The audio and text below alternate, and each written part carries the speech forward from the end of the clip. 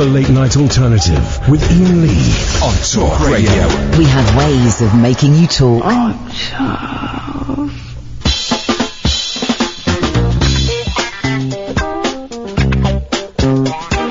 on. Come on. Let me show you where. Come on. Let me show you. I wanna show you. Let me show you where it's at. The name of the place. I like it like that.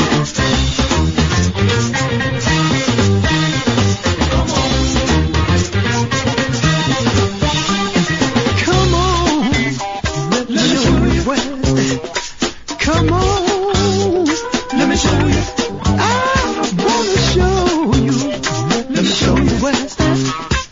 Name of the place. I like it like that. Come on. There's a place across the track. Name of the place. I like it like that. You bring salad, I'll bring soup. I'm gonna walk on all your blues. Come on now. Let me show you where it's at. Come on. Let me show you. I wanna show you. Let me show you where it's at. The name of the place. Like it like that. Come on. Come on. Let me show you. Come on. Let me show you. I wanna show you. Let me show you where it's at. Name of the place. I like it like that.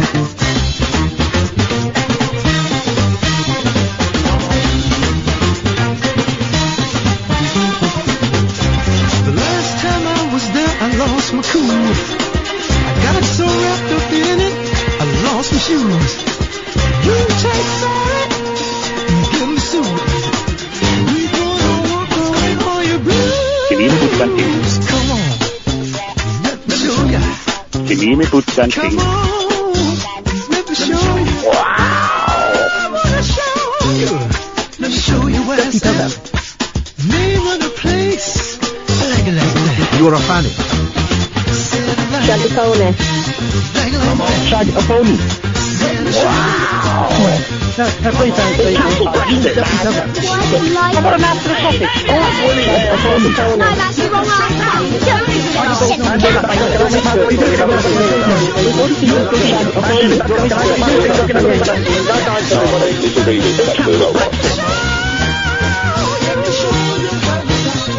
No idea what that was, but I loved it.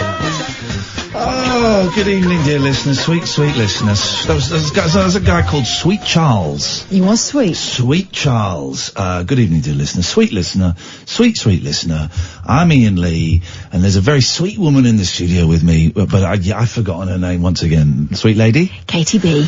Katie B. Yeah. Sweet Sam is answering the phones, and I'm looking forward to your sweet phone calls. Yeah, that's right. I've got a really bad headache, and I've taken way too many Nurofen. Is there any pain? This is what we're going to do. We're going to rank off the, and don't you say that, Alan, that's my phrase. We're going to rank off the worst pains in the world. Right? The worst pains in the world. Not including my headache, right? Because that's, the worst pains in the world, okay? We're going to do the top 5 worst pains, right?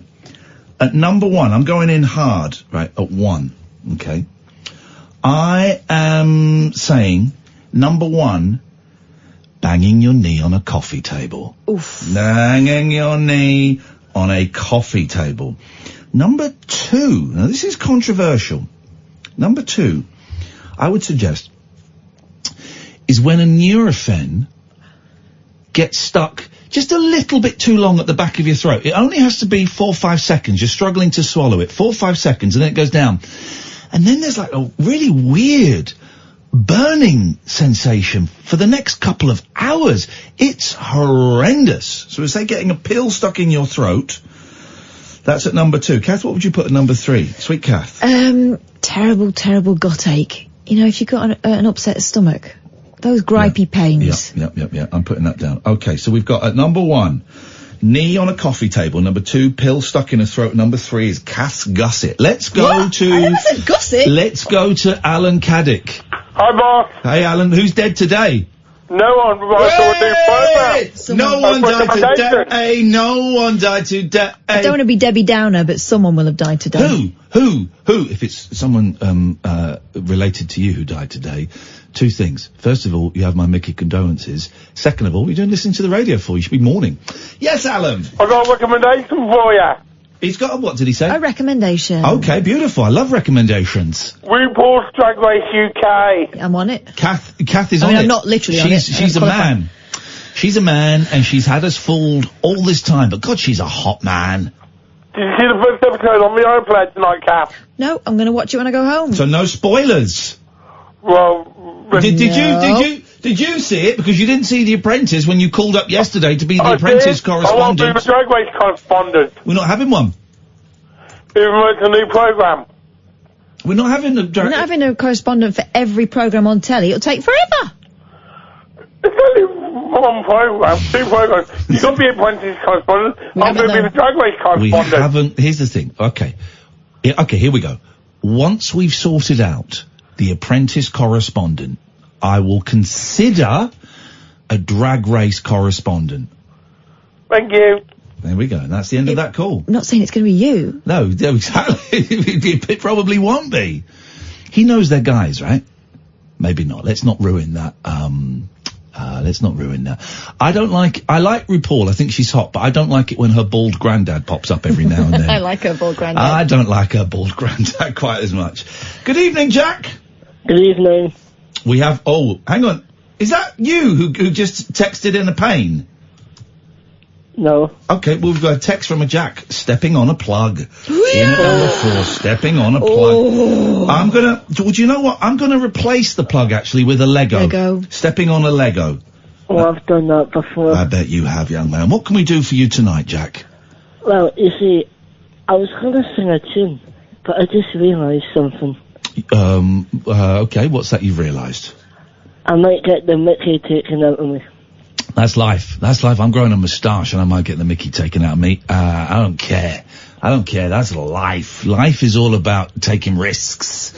Or not. It's up to you. Also, who's going to take the Mickey out of you? Someone you know? Someone you care about? Or someone you don't know and we'll never see again? I think he means you, Kath. Well, you see, before I do sing the song, if you want me to, because I am going to respect, obviously. Respect. If you don't want me to do it, I will respect that opinion. I have no strong feelings either way, Ian. I don't care. What I don't want to get bogged down in is a conversation about what we are or aren't going to do. Let's just do it. Let's be spontaneous. Spontaneous? Yes. So you want me to sing this Kapangi then? Just sing. Alright, let me get the tune. Give me a sec. Oh. Found it. Yep. There's an echo on here. Can you hear that? Nope. But can you hear my breath leaving my dying body? Yes. Good. Get on with it. Okay. Sorry, Dad. What? Sorry, Mum. He said he wouldn't mention we were his real parents that sold him at birth. Never mind. Okay. 5, 6, 7, 8. I can't do it. Thanks very much indeed for your call, Jack. I really appreciate both Jack and Alan for sucking the vibe out at the top of the show. That's great news. Excellent work. Let's see what Alistair can do. Good evening, Alistair. Oh, let's try again on the right fader. Good evening, Alistair. Hey guys, it's good to talk to you again. Here we go. Alistair, can I just say something? Check your DMs on Twitter. Oh, okay. I sent you a little DM last night. There's nothing to be discussed on air. Just sent you a little DM. It's nothing. You're not in trouble. Don't worry about that. I just sent you a little private message that you might be interested in. Oh, thank you. Thank you. I'll look at that. Thank you, sir. But I've got a couple of, 3 things. You've mentioned pain. Yes. Can I say that I've had a pain which is like not knocking into anything, but is within my own body? Yeah. Yes. Well, okay. Let's hear it. Let's hear about it. Right. What happens is and it's only very occasionally. When I go to the loo, okay, my bowel... Oh, Jesus. ...feels like it's suffering from cramp. Okay, so arsehole cramp, is that what you're saying? Yeah, that's right. Okay, I'll put arse cramp. Okay, arse cramp. I mean, he said he's And it nearly... Okay. I nearly sort of passed out. Okay, wow. Okay, point number 2. Well, that probably could have been point number 2. Let's go to point number 1. I watched The Apprentice today. Yes. And also the follow-up show. And I wondered if I could ring in next week and be considered for the post. You can certainly ring in next week and be next... so it's on Wednesdays, isn't it? Next Wednesday. Yeah. I don't think we gave people enough warning, and that's our fault. Next Wednesday, it is an apprentice correspondent apprenticeship... Jeez, I just need to say the phones. It's an apprentice correspondent apprenticeship special where we will be properly looking for an apprentice correspondent correspondent. Yeah, seriously. Yeah, and I'm willing to do all the research involved. Okay. I should think so too. Okay, I like that. Bumlick, we like that. Yeah. Okay, cool. And then thirdly, now this question may be too heavy for Kath. Don't underestimate me. Right, I've been watching The Loudest Voice, which is about Roger Ailes. Yes. And, because he was a horrible human being to lots of women, ruined a lot of women. Who is this? I missed who we're talking about. Roger Ailes? Yeah, he invented Fox News. Okay, and, stuff like that. Yeah. And which, of course, in my opinion, well, in a lot of people's opinion, became sort of fake news, mostly. I was so disappointed to find out it wasn't news about foxes, but okay, by the by, yes. Yeah. That's a good one, thank you. So, as a journalist, Kath... Yeah. Can you recall when you first started to become aware of the fake news type of thing going on? I have an answer to the question. But it used to be for me, 9/11.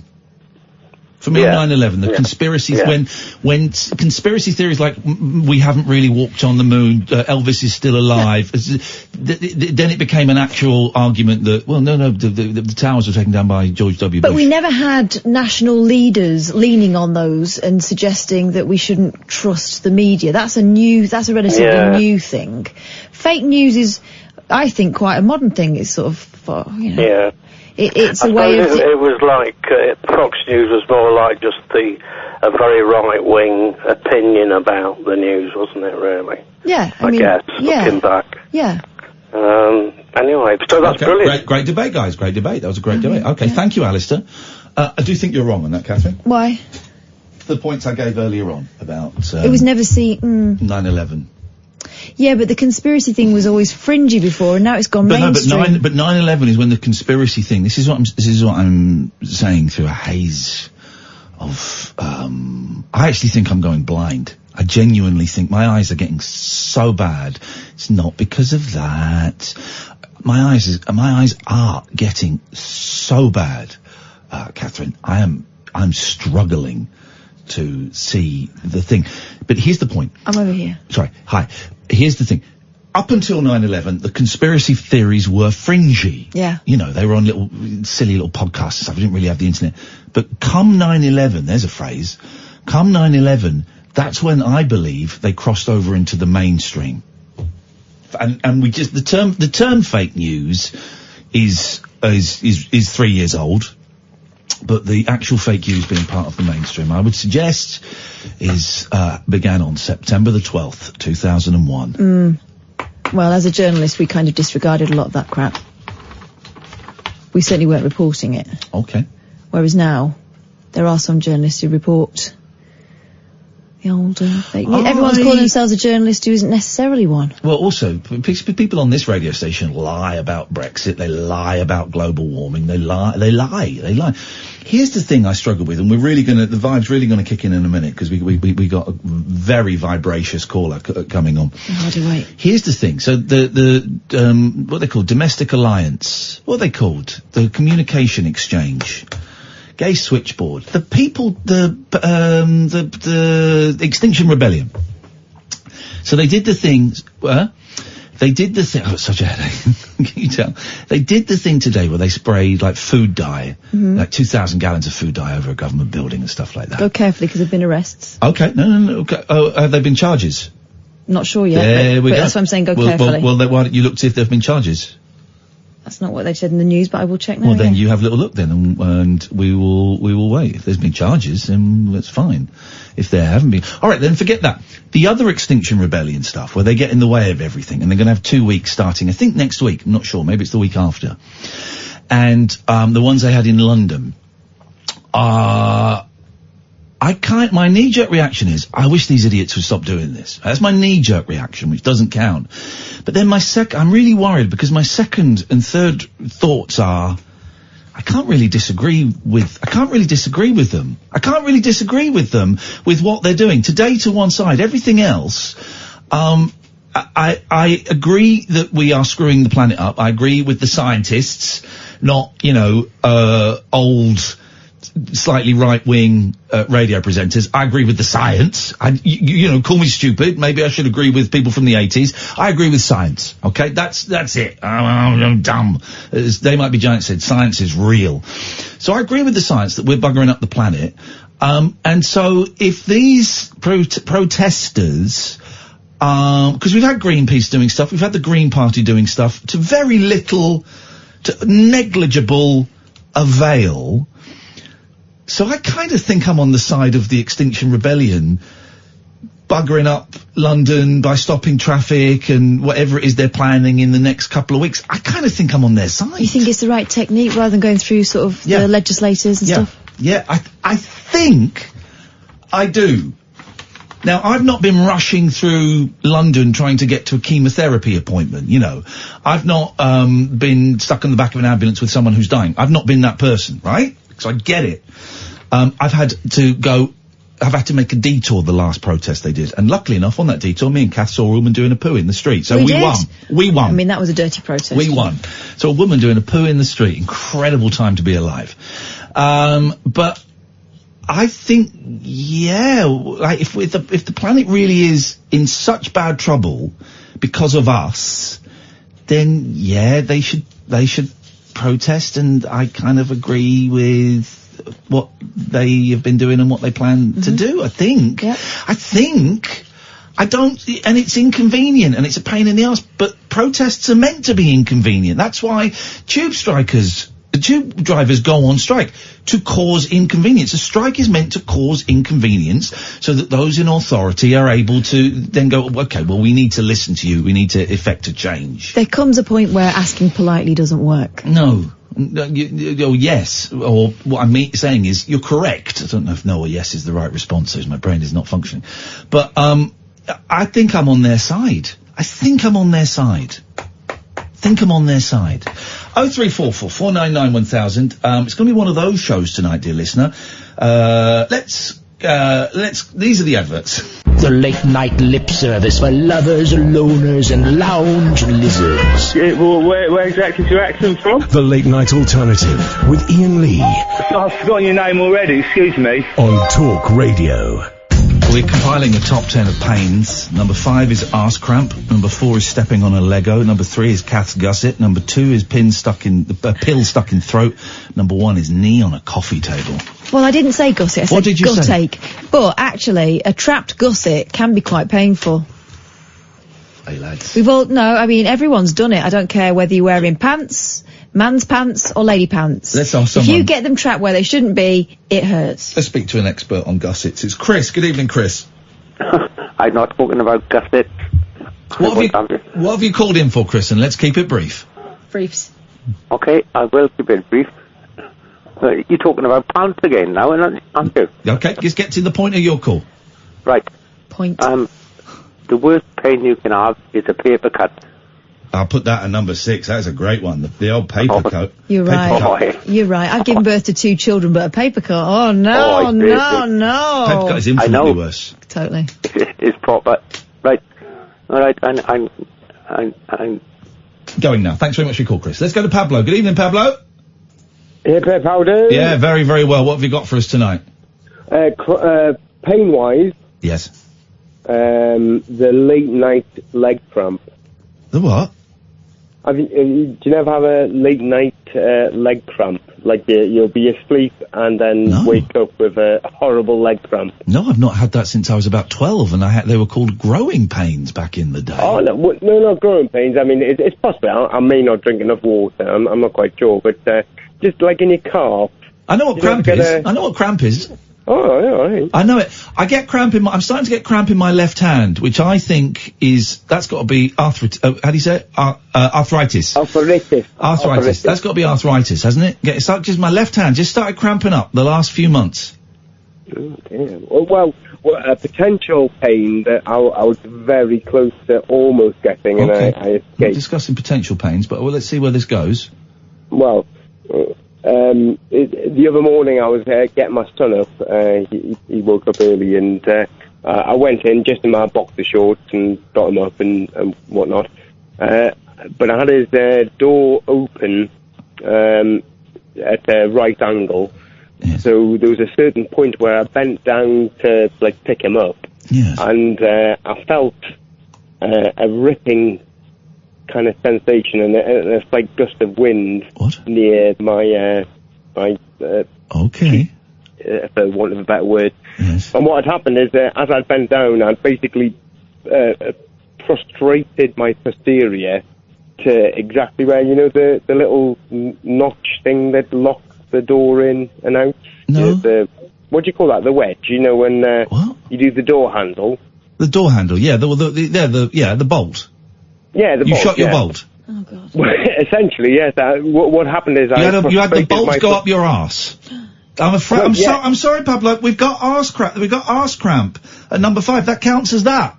Well, no, but this was so. It would literally. Okay, can we stop? Could we stop talking about your arse? Well, I'd rather we talk more about it. Thank you very much indeed. That's exactly what we don't need. Hey, let me play a song. Listen to this, right? Tell me who this is, guys. Tell me who you think this is. Here we go. Have some of this. 1, 2, 3, 4.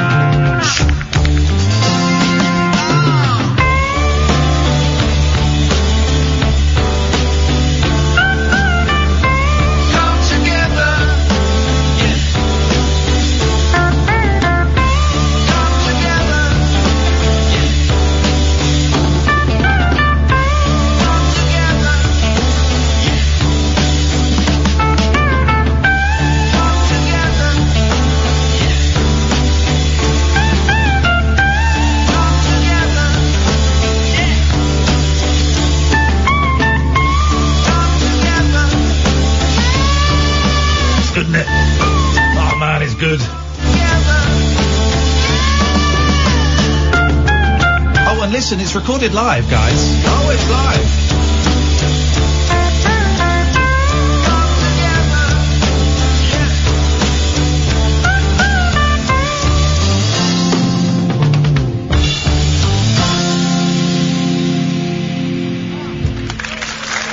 Yes, man. I was there, front row. Me and my sis were there, front row. 50th anniversary of Abbey Road by the Beatles.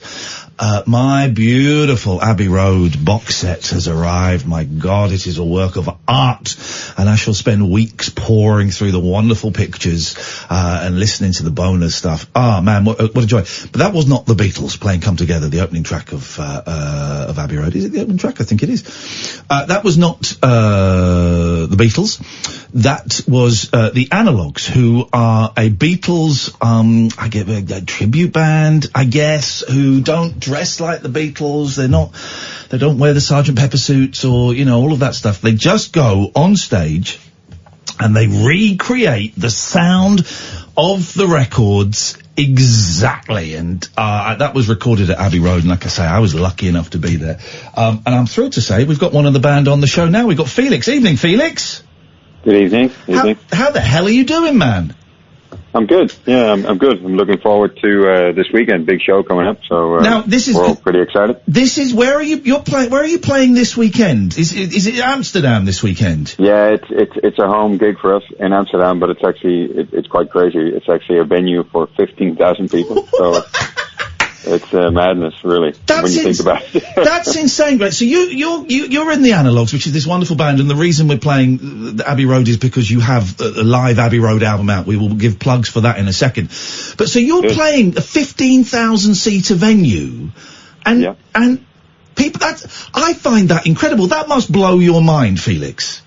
Yeah, it's crazy. You know, when the Analogues started out, I think we would have been happy just to do like a general club tour, maybe venues from 500-600 people. We could fill them, but now we're filling like 2,000 seaters. Usually, I think the tour we have in Holland starts in December and goes through until May, and all of those shows they're all sold out. And this is like a big anniversary show for Abbey Road, and I think it's sold out about 6 months ago. Now you're obviously huge over there, and we've discussed before when you came on that you were originally from Ireland, and then you've moved over there, and that's why you've got this delicious mix of the two accents. It's wonderful. You keep going one way and then back the other. I love it. So you're a relatively new member of the Analogues, and the band is huge over there, but comparatively unknown over here, which I hadn't heard of you until a mutual friend kind of said, have you heard of this band of the Analogues? And I went, no. He said, go and look them up on YouTube.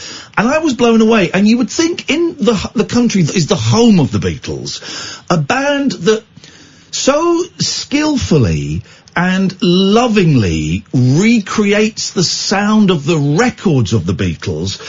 I don't quite understand why you guys aren't huge over here and you aren't playing like the Royal Albert Hall and big venues like that. Have the Analogues tried to make it over here? Are you planning to try and make it over here? Well, we're planning. We've been to the UK a couple of times. We played the Philharmonic in London last year during the Beatles week. It was sold out. That was really good. We played the Palladium I think just before the summer. Oh, okay. In London, and that was really good. I think the guys went to Norwich, of all places. Well, okay. A while back, before I came to the band, they played there, and the response was really good. We've had really good reviews for the shows. We've had for this album, we've had some good reviews as well. So we are planning on coming to the UK. It's just logistics at the minute. They're just trying to find out what's the best dates for us to come over, what are the best venues or whatever. So I get it. You know, you always get when you get an artist on who's in like the States or something. Hey, you should come and play over in England. Okay, well you book us the flights, you get the hotel, you get a venue. I know it's a big, but it would be impossible for you guys to get a bad review because it is such. Like I say, me and my sister were lucky enough to come to Abbey Road, which was just a thrill in itself for me as a huge Beatles fan, and then to sit centre in the front row and watch you lot just, it was stunning. Come Together, I think I said before, not one of my favourite Beatles songs, right? But seeing you guys do it live, it was breathtaking. And then when the guitars come in for the guitar solo, my God, me and my sister looked at each other, and the hairs were it's magic. How long does it take you guys to get an album, let's say Abbey Road, which is a very technically dense album? How long did it get you to prepare Abbey Road to be ready to play in front of an audience? I think we finished the last gig we did with the White Album, because we did the White Album tour before that. We toured the White Album for about a year and a half. Yeah.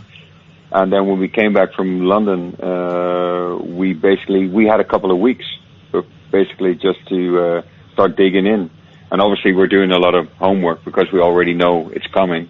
So everyone's at home doing the little parts and stuff. And then, we rehearse for like a couple of weeks, and we get all the nitty-gritty stuff done, and it's basically full on. And then you hope it just sort of like starts to sound as close as possible to the album. Yeah.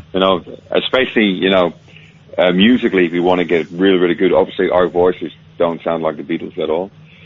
But, musically we try and get it, really spot on. And if that happens, then believe me, the smile on our faces is just as big as the smile on the face of the audience. Be honest, Felix, is there anybody in the band that hates the Beatles, but is just stuck in the trap? They know that it's a great band to be in, they can't get a gig elsewhere, and they have to churn this stuff out? The honest answer is no. Good. We're all big fans. Good. All really, really big fans. Otherwise, I don't think you'd be able, if you didn't like the Beatles, you couldn't play in the Analogues, because it's 24/7 Beatles, the whole time. And it goes to the nitty gritty, like small stuff, How is John singing that? What's he doing there with the hand? What's that little noise in the background? You can just hear it, and we're all headphones on, listening on, to one ear, and have a listen. What's that at the back there? What's that noise, Me and my sister were laughing with glee at bits. You can hear a bit in Come Together where, I think it might even be you, doing some of the off-mic, sort of vocal stuff, and throughout all the songs there's just little things that you only, like you say, you only notice if you're listening at home with it really loud or with the headphones on. You threw all of that in there, and it was just it was what was funny though. It was at Abbey Road, which is I don't know how many people were in the audience. It was a small audience. I've never met so many Dutch people in one venue in England. This is how loyal your fans are. I mean, obviously it was a very special gig to be done in the studios, but they travelled all the way to come and see you. We put it on. Yeah, we put it on the website, and they had like a little auction for War Child, and people could donate some money, and they picked some people out who were able to come along. Obviously, it's a dream for us to be at the Abbey Road Studios, let alone play this magical album, but also for the fans to be able to get the chance to get into Abbey Road. It's like one of a lifetime chances to be there, and it was I think it was amazing for everyone. I'm going to ask you one technical, very geeky question that you may or may not know the answer to, but the microphones that you guys were singing into on the stage at Abbey Road, they looked identical to the ones that the Beatles used in the rooftop gig. Yeah. Were they weren't the actual microphones the Beatles used, were they? They weren't the actual microphones that the Beatles used, but they were exactly the same type of microphone. Wow. So, everything goes down to that kind of detail. Incredible. Even the mics around the drum kit, they're all like these old 60s mics and stuff. We go as far as we can. Wonderful. Possible. We try and get everything. Obviously, some stuff is quite rare, and you can't really find it. So, but we go right down to details. And it's a strange microphone to sing in. They sound amazing because they're tube mics. Right. They sound really, really good. But the other tour we had, I think there were Telefunken mics, like also really old ones that the Beatles used as well. Yeah. Big ones they sound a lot bigger, so it's more like a studio microphone. It's incredible. But they're very, very fragile. Well, this is it. They're really thin, and I was just looking, thinking, my God, I did have a little Beatles microphone boner when I saw those. I got very excited. The album is, and it's out now, and it's certainly on Amazon. I suspect we can get it from your website as well, which we'll plug in a second. It's the Analogues. It's Abbey Road Relived. It was recorded live at Abbey Road Studios, June the 30th, 2019. beautiful. It is. It sounds amazing. It's great hearing songs that the Beatles never played live, hearing them in a live environment, and the applause and the cheers and all that. One final question, Felix. Did you? I don't know if you've heard the Abbey Road box set yet. But I haven't had a chance to hear it yet. No. I wondered if any members of the band had sat and listened to the outtakes or the sessions and gone, "Oh no, we missed that. We need to put that in next time." Oh my God, I'm sure there's stuff. You know, once you've done all the albums, you'll have to do all the box sets. You'll have to do all the BBC live at the BBC. You'll have to do all of that. Felix, what is the website of the Analogues if people want to go and have a little look and find out more? It's analogues.net. Analogues.net. All right, brilliant. The album is Abbey Road Relived. It is an absolute joy, and there are more albums. I think once you start falling down the Analogues rabbit hole, you will be blown away by what's going on. Felix, always nice to talk to you, man. Katherine and I are hoping to make it to one of your shows in Holland. Let's just say. Well, it'd be great. Well, we have plans to come over there at some point, and if you ever come back to the UK, let us know, man, and we'll be in the front row. We will do. Nice to talk to you again, Felix. Take care, man. Bye bye. All right, thanks very much. Thank you very much. What a nice guy. And honestly, they're so good. You couldn't come to this, so I took my sister. And it was just amazing. And for a proper, I'm a proper Beatles geek. I'm not the biggest Beatles geek. There were more of them there than me, right? But it was introduced by Mark Lewison, who I think is on the record. We're going to go and see him do a show in a couple of weeks. Those microphones, I knew it. I knew those microphones are special. It was amazing. I might play some more of that album later on. Thank you so much, Felix. Julie, Sean, stay there. We'll come to you in a bit. 0344 499 1000. This is the Late Night Alternative on Talk Radio. After hours amusement for anarchists, air hostesses and jet-lagged Antipodeans. G'day, coppers. Can I crash on your floor? The Late Night Alternative with Iain Lee on Talk Radio. It's a low-key, laid-back show tonight. I've got a terrible headache. Feel very psychedelic, man. You all right, Boyley? Yeah. Bit tired. You look a bit tired. Bit weary. Busy day? Yeah. What did you do? Did you actually do anything? Just lots of little missions. Little missions that just take up time. Like killing people? No, I had to wait in for a delivery man and stay awake for take my You can't kid do anything when you're waiting for a delivery man. You can't have a doze in case you miss him. You've got to be downstairs in case you miss him. Can't have a shower in case you miss him. You've got to wait in for these people and be alert. Yeah, exactly. I can't remember taking my daughter to school this morning, but I definitely did. I don't think I was properly awake. That's okay. I just spent the whole day kind of catching up with myself. Life. And then I had a coffee too close to the show, and now I'm a little bit windy pops. It's a life. They can't all be gold, guys. Let's go to Julie. Good evening, Julie. Good evening. Good evening. Just laughing at the fact that one of the missions. Yeah, missions. Well, you know what I mean, missions. So you can sound like either a spy or a devout Christian. I had to go to the post office, Julie. It was a mission. I know, I do know, but the one that was staying awake, I mean, that is a mission, so I completely understand. Are you on speakerphone, Julie? No, but I've got a new phone. Oh. It sounds... It sounds good or terrible? Terrible. Should we tell it... No, let's try and be positive. It sounds different. It sounds great. Jesus. It's unusual. See, normally I put earphones on. And I thought, no, I'm going to try this new phone, and it's not on speakerphone at all. Here's the thing. It sounds better. I was lying down. It might have been that. Phones are rubbish. Instead of it being smothered by your breasts, where blocking the voice getting through. But phones are rubbish. Like, start putting like 5G and all. Just make it so it can do a decent phone call. That's it. That's all we want. I don't want 3 lenses on the back of. I just want it so it makes a decent phone call. That's all I'd like. It's not too much to ask for, is it? It's not too much. What can we do for you tonight, please, Julie? Well, I'm phoning up about pains. So I'm currently in a lot of pain because I've got a ruptured disc, a herniated disc in my lower back. But that doesn't compare at all to the pain of stubbing your little toe.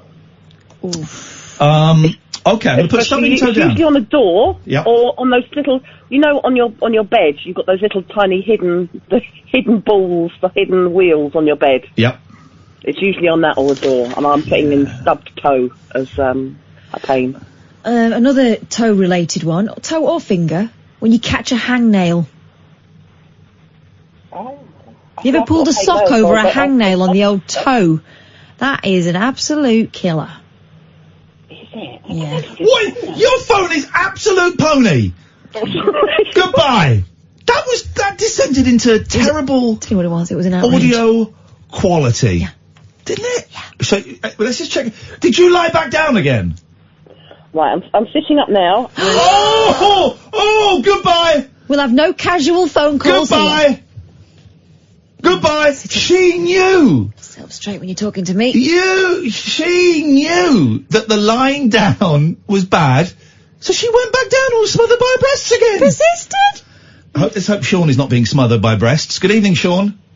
He wishes he was, dirty boy. Oh, yeah. I've been drinking, I've got to be honest. I don't want to talk to you, Ian. I want to talk to Katherine. That's fine, away you go. Yeah. Katherine. Yeah. Katherine. What? I've been drinking, Katherine. What for? It's Thursday night. Be honest, Katherine. Even when you're at home, you don't even pick up your phone and take my call. I see you on the street, you just stare at your feet, you won't talk at all. Don't even see me one more time, Katherine. Maybe same day you'll find me. You really love me, Katherine. You really could. You could really need me. Maybe. I don't know, you could change your mind. But... He's cut himself off. New phone, who dis? I mean, you can see why I finished with him now, can't you? I can, actually. Drunk old lush. What have you got, Boyley? Okay, have this. We'll have some more answer phone messages in a moment as well, guys. A mum has revealed the moment her daughter left her covered in poo after an accident on the playground. Do you want that one? No. Okay. No, I'll have that. Go on. I'm intrigued because I've been covered in poo because of my kids, but I'm assuming this is slightly different. The 33-year-old thought she just wet herself. Just wet herself. The 33-year-old, so the mum had wet herself. She thought she had, yeah. The mum had thought she'd wet herself. Oh, hang on a second. No, I've missed that sentence. Brittany Berry took 2 of her kids to the park and her daughter Sadie had a little accident. Okay. The 33-year-old thought she, I'm guessing the kid, had just wet herself but was left horrified when she realised it was a number 2. But things started to get worse for the mother of 3 when she realised she only had 4 baby wipes to clean her up. In her brutally honest Facebook post, which has gone viral, Brittany told how little Sadie then ran off while she was cleaning her up. To her horror, she went down the slide completely naked, leaving it covered in poo. Brittany also mum to Layla and Ariona. Then what? Yeah. Areola? No, Ariona. Okay. Then had to dash home to get more wipes so she could clean the slide. Yeah, of course she did. But she couldn't reach the messy section in the middle. Armed with a wipe, she decided to go down the slide herself so she could wipe away the last of the poo.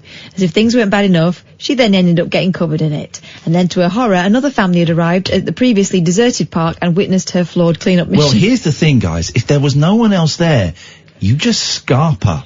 You just scarp her. And if you see anybody coming towards you, go, someone's done something horrible on that slide. I really wouldn't want to go there if I were you. I know. Do you believe she went back and wiped it off? What an amateur. I know. What an absolute amateur. I told you about the time my dad took my youngest to tell us again. To the bookshop. Tell us again. He used to do it quite often. They used to go they have to look at the books and then they'd go for a coffee and a bun. Yeah. She'd have no the one bun, buys he'd books have the in a coffee. bookshop. You go and look at the books, and if you like something, you get it on Amazon. That's just sorry, Lance, that's just the way it goes. He used to treat her sometimes.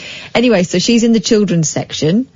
And all of a sudden he realises that, she's wet herself. Mm-hmm. So he did the decent thing, put the book back that she was reading, got hold of her hand, walked towards the front of the shop, and legged it out of the shop with her squelching in her shoes. Beautiful. That's what you do.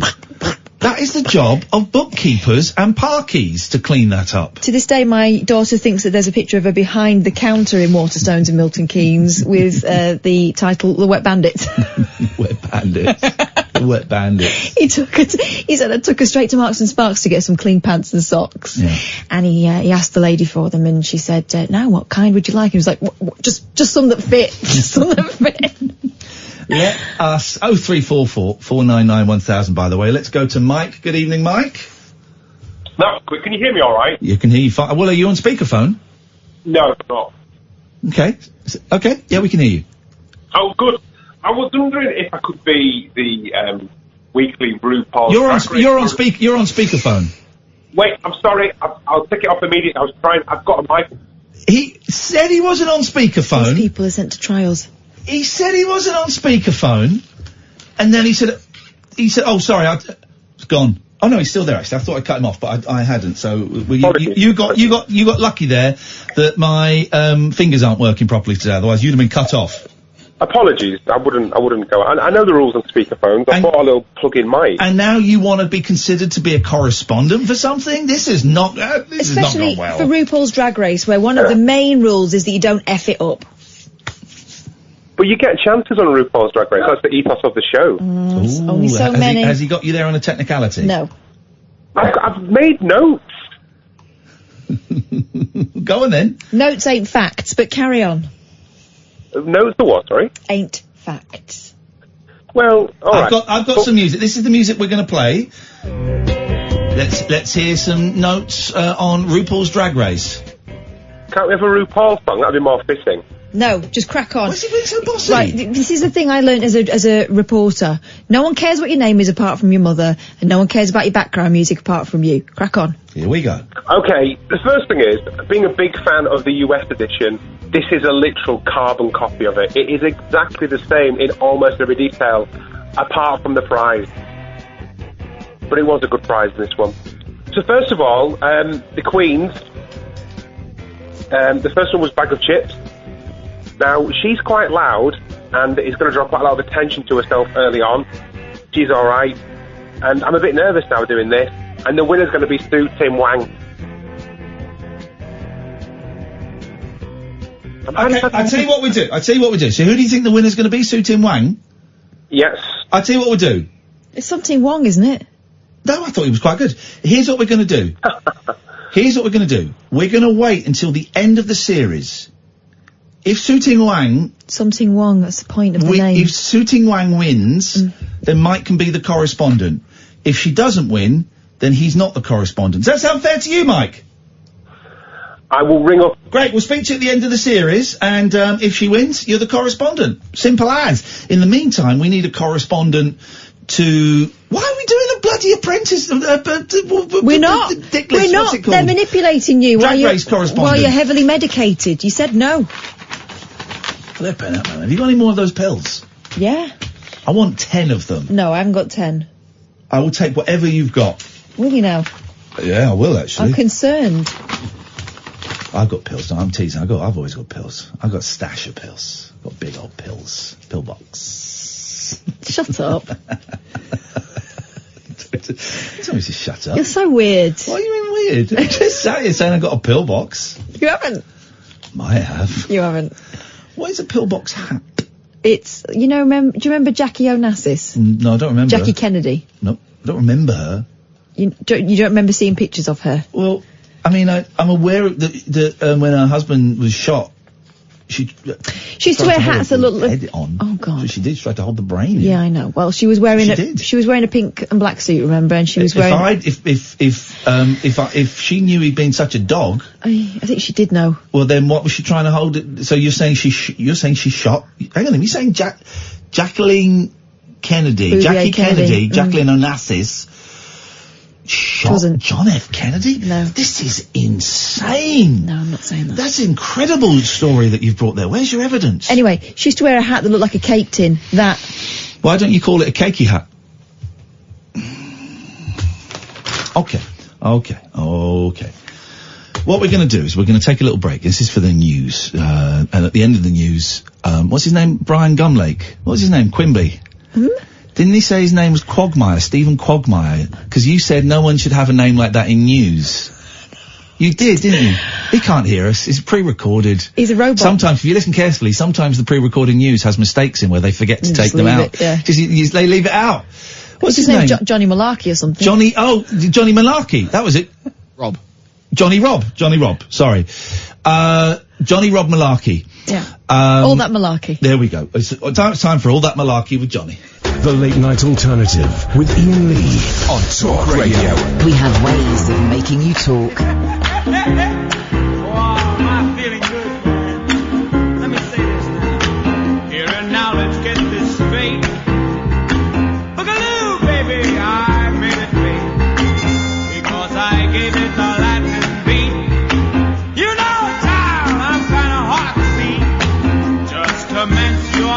to skate. Pick up your arms and make them shake. Baby, if you think you're shy, do me a favor, honey, go someplace and hide.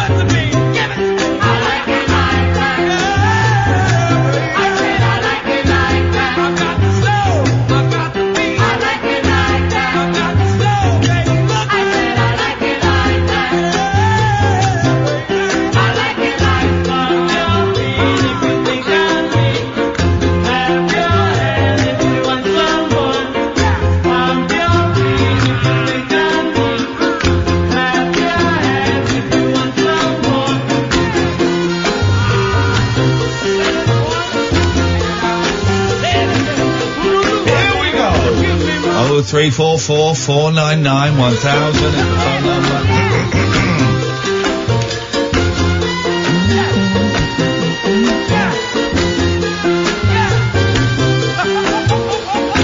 You watch tomorrow. England is going to be full of Scottish people slapping their kids. They're all going to come here and do it. How could anyone? I could say, how could anyone? I can see all the tweets and texts that the other shows on this station get. And, I can see everybody who wants to smack children. I mean, what they want to smack children. Of course, smacking children should be, assaulting children should be illegal. It seems really, really obvious to me. Ever smacked your kids, Kath? No. Never smacked mine. Are your kids, are they going around stabbing each other?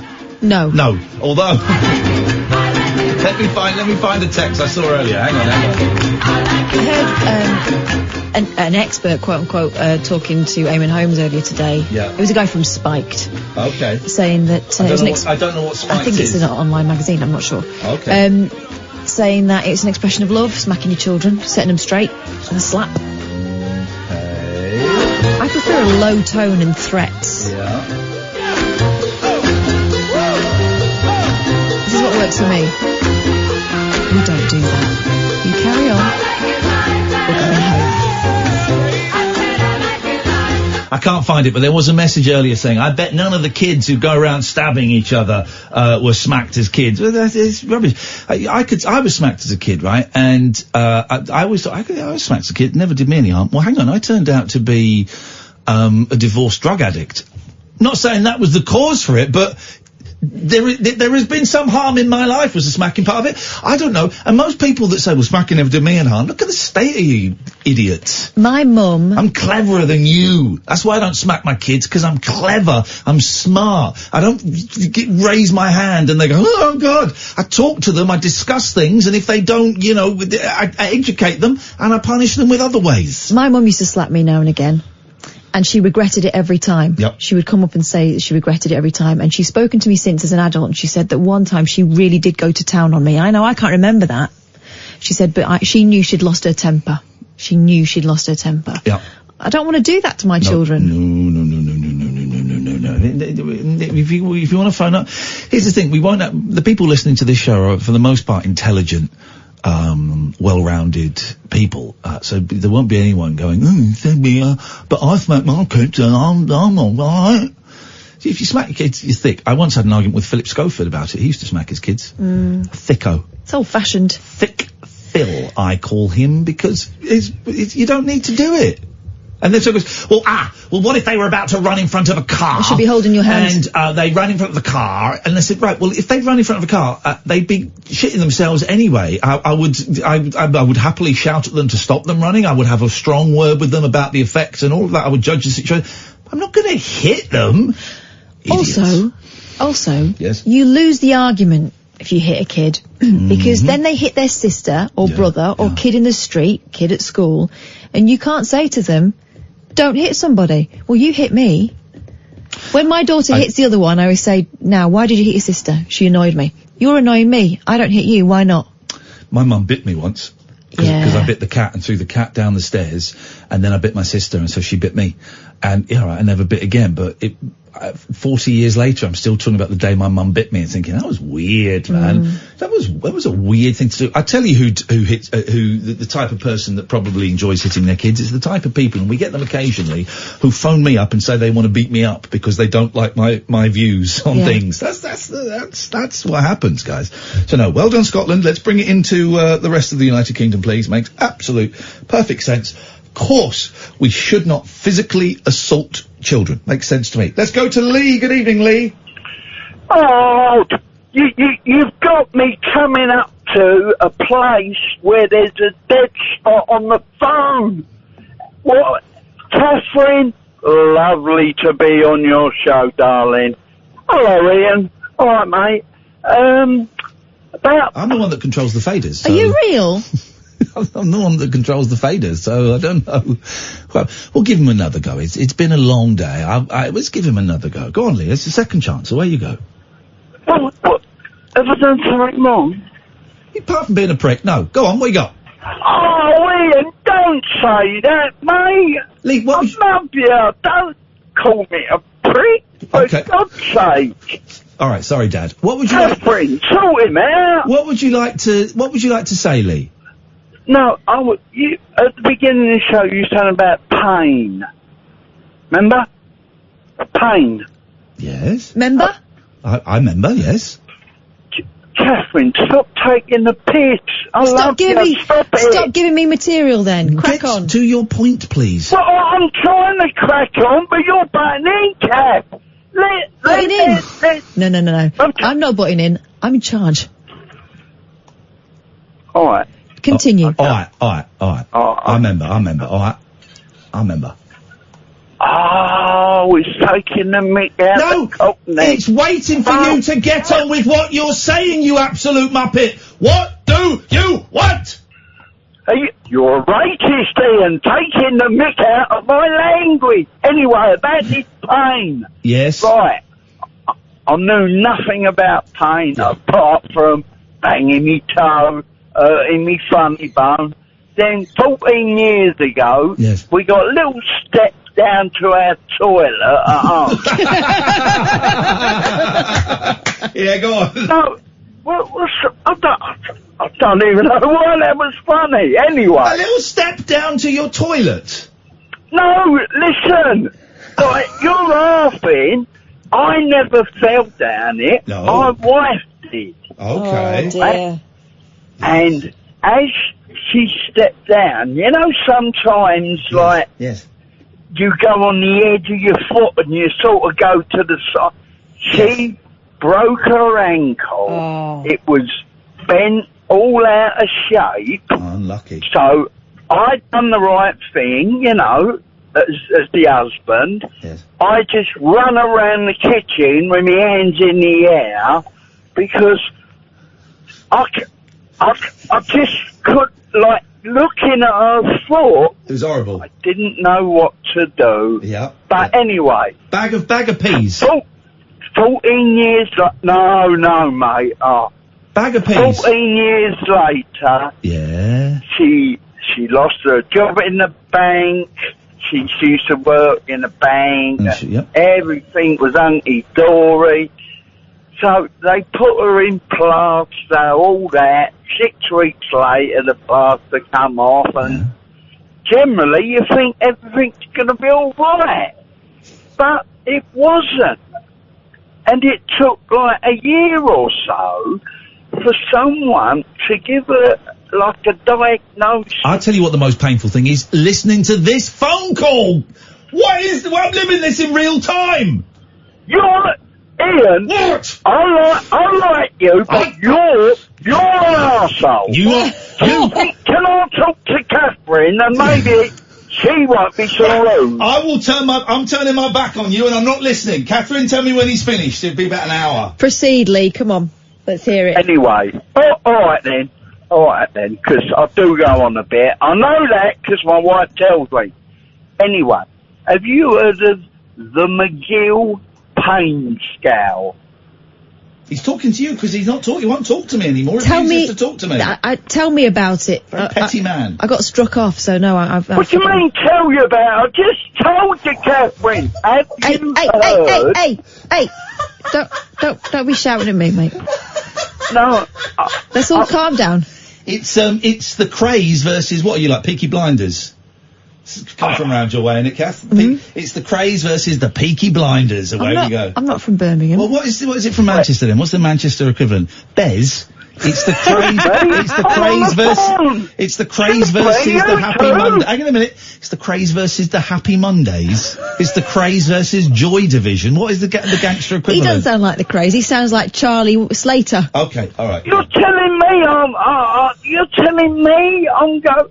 How about him? Who's got his back turned to me? We have to go on. We'll get paid to talk for 3 hours anyway. Well, if you be quiet, I'll tell you for the first time. I asked you to tell me about the Magill scale, and you took umbrage. Now, deep breath. She said umbrage, not Uxbridge. Yeah, it's a word. Listen, I'm a black cab driver. I thought she said Uxbridge. I don't know what umbrage means, but anyway. Offence. You won't cross it. Go on the other side of the river. Right. I've just got home, so I'm gonna reduce my volume. Reduce your volume. You don't want to wake your wife in case her foot still hurts. Why don't you go into your luxury hot tub in your back garden? No, listen, Katherine, have you heard of the Magill? No. Again. Right, look here, I'm on a computer, Pat. I ain't looking it up. If you know what it is, you tell me. Right. I'll tell you. He's just woken his missus up. Hold on then. Bloody hell. I'll tell you. What What'd you say? Nothing. Tell me about the Magill scale. This is the 4th time you've mentioned it, and you've not told me anything about it. Right, I'm just about to, because I've got it up already. Dirty. Yeah. And where are you? And what it is. Yeah. Right, here we go. Here we go. Right, this is the Magill Pain Index. Ian, don't wind me up, son. No, not doing anything. I'm from South London. Yeah, so yeah. Do you know John Ruskin Street? Of course I know John Ruskin Street. Camel New Road, the other end. Yeah. So, yeah. Well, my family used to live on John Ruskin Street, so don't give me this South London nonsense. Hillingdon Street, then it goes round. You know Hillingdon Street, then it goes round to John Ruskin Street. That's where my nan used to live, and where we can't have a beer. Very common. Very common. Very proud. Very proud of it. You're very common. He's having a go at me for being common. Anyway, the pain scale. Right. So, 0 is no pain. Then it goes up to number 10, which is a sprain. Number 20, toothache. Yeah. You had toothache, Kath. Yeah. Top toothache. Number 30, this phone call. On the Joanna now.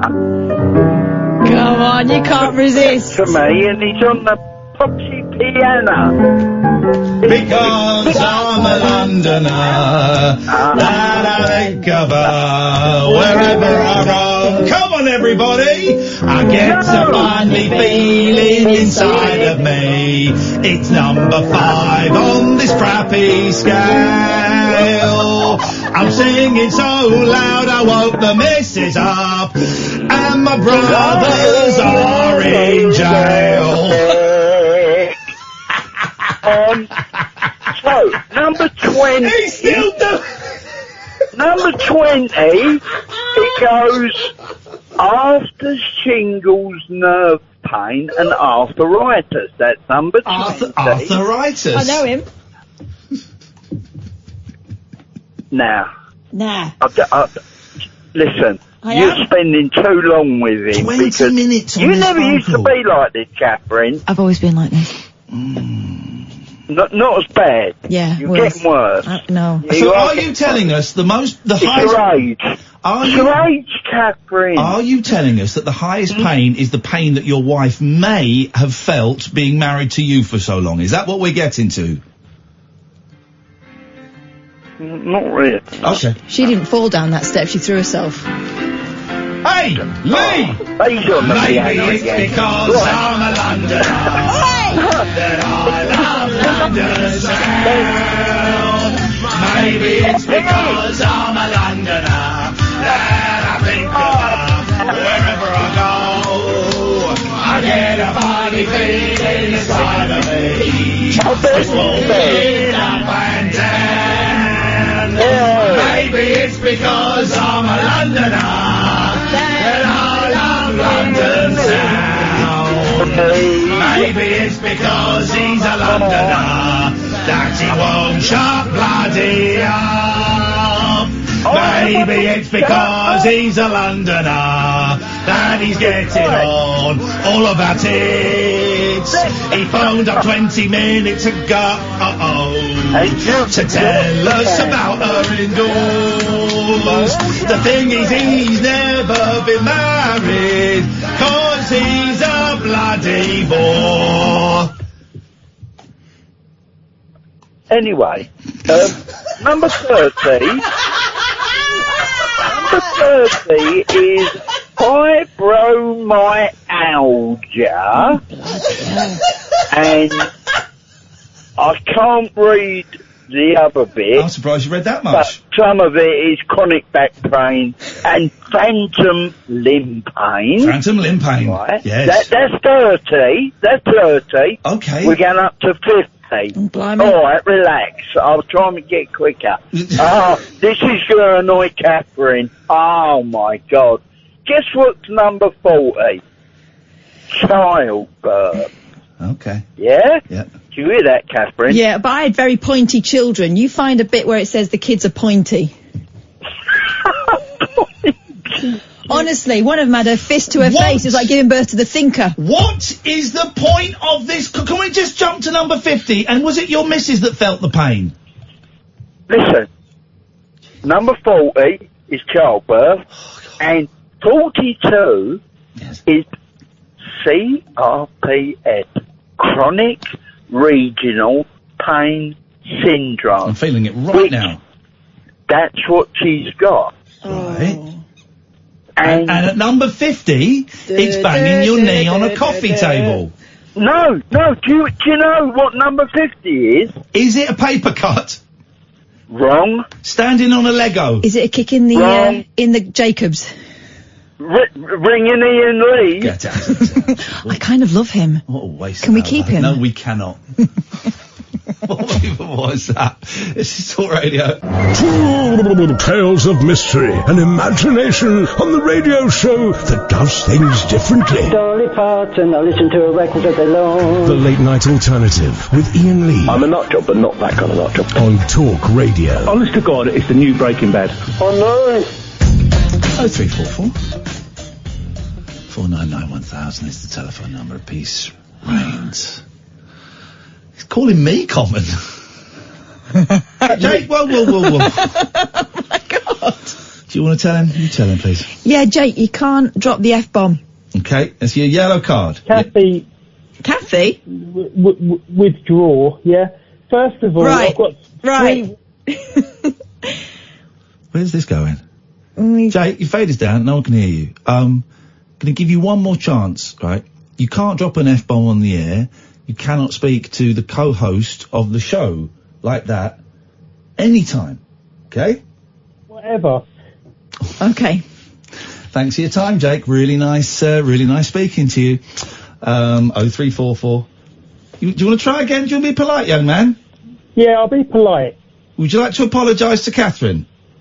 I haven't said anything untoward towards her. Would you like to apologise for the F-bomb? To who? Thanks very much for your call, Jake. Goodbye, mate. Goodbye.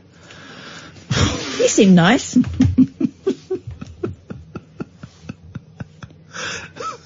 been waiting about 30 minutes for that. Here's the thing, right? I barely tolerate Kath. Calling me Kathy. No. You're gonna get my back up. No. Just Calling manners. me Kathy and telling me to pipe down. Not gonna work. Just manners, guys. Here's the thing. She ain't here just to make the tea. She does make tea.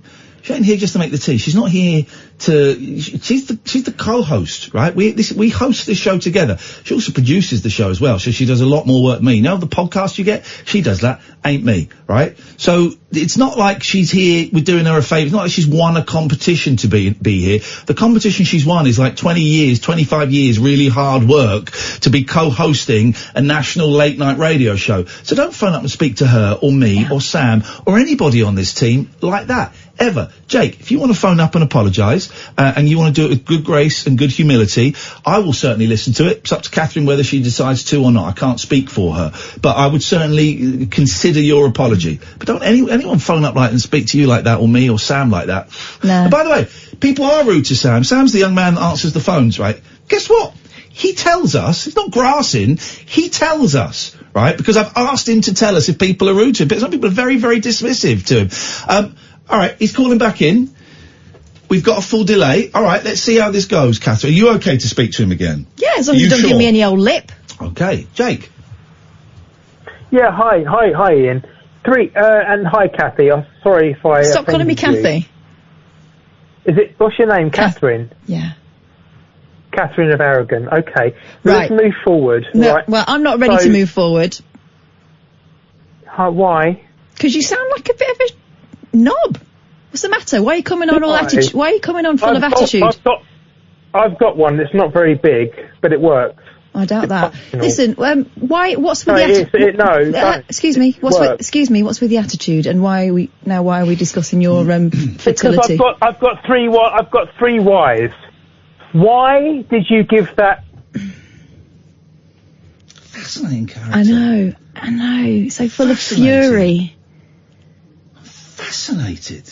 Yeah. Not fascinated enough to listen to his points, but fascinated why he's so angry. Yeah. And it's directed at me. And it's directed at women. You're a woman. Yeah. We got the test results back, guys, and turns out I was wrong. I owe you an apology. She is a lady.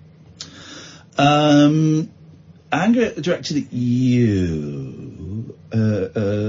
Fascinating. I could do the rest of the show just fading this guy in and out. This is the other thing, when people come on and they think they can divide and conquer. You know, we're like really good mates and stuff. We've worked together for about 6-7 years. You know that, right? We're really good mates. And our kids play with each other and stuff. You know that. So, Go on. I'm from the 90s. Missed all of that, Jake. I'm like a Terry Christian. Okay. No, Terry Christian has redeeming qualities. Jake, what you are Terry Christian with black hair. What are you shouting for? Because why are you so Jake? Why are you so angry, man? What's the anger about? I'm not though. I'm just animated. Are you on drugs? Can I ask that? Are you on cocaine? There's a cokey vibe coming here. Are you on? No, you are already on drugs. Sorry, Ian. Sorry. I'm on Nurofen. I was going to ask if you are. I'm on Nurofen. I was going to ask you. No, I was going to ask if you're on drugs. And I haven't had a Class A drug since March the 27th, 2018. So you say. No, I have no reason to lie about it. Well, I have no reason to believe you. Okay. Are you on drugs? Because there's a very dark vibe that generally only comes from cocaine that I'm getting from you. Cocaine? Odd. I don't understand. You don't understand the word cocaine. Wow. Okay, that's the best you got. I don't understand why you brought it up. Because I'm it telling must be something that's prevalent and pertinent in your life. No, because I'm getting a very dark. I told you, Jake, but you're not listening. Because it's part of your life. It's part of you. It's who you are. You're a cocaine addict. I'm not a cocaine addict. I'm a drug addict. I would take any drug that was put in front of me. You're a cocaine addict. That's why you brought up cocaine. I was a drug addict. I am a drug addict. I would take anything. You brought up cocaine because you have a cocaine addiction. don't know if you Stop bringing up cocaine. I do not do cocaine. I think you do Stop cocaine. Stop bringing up cocaine. Stop saying cocaine, mate. You said cocaine more than I have. Because you brought it up first. Just let it go then. Just your let the initial assumption. Just let it wasn't an assumption, it was a question. Didn't assume anything. I never assume anything. I question things. That preceded a question. Jake, you're not as clever as you think. You are a bad man. You are a bad man. And I shall stop you. Oh. What did he say? I shall stop you. You will not stop me. I am here. I will stop you, Jake, because you're not here anymore. What was that? Stopped you. Let's go to Michael. Good evening, Michael. Hello, Michael. Hello, yes, Iain. Hello, hi. Hello. Yep, just wondering, I understand you have Is there like a new drama school started or something, and they've all been set the assignment, right, here's what you have to do. You have to create a character, and you have to go on a national phone-in show and really live that character. I want you to record it and bring it in, and we will listen to them next Monday, and the best one will get an A+. Is that what's going on, Michael? Okay. What? Preferred the callers from last night. What would you like to say, Michael? I'm just wondering that I understand you have a video game convention coming up. Yes, sir. Yes, including my friend's iPhone. Okay, I don't know who's going to be there, but I will be in Blackpool on October. I think it's the 12th and the 13th. 12th to the 13th. Okay then, mate. Thank you very much. And scene.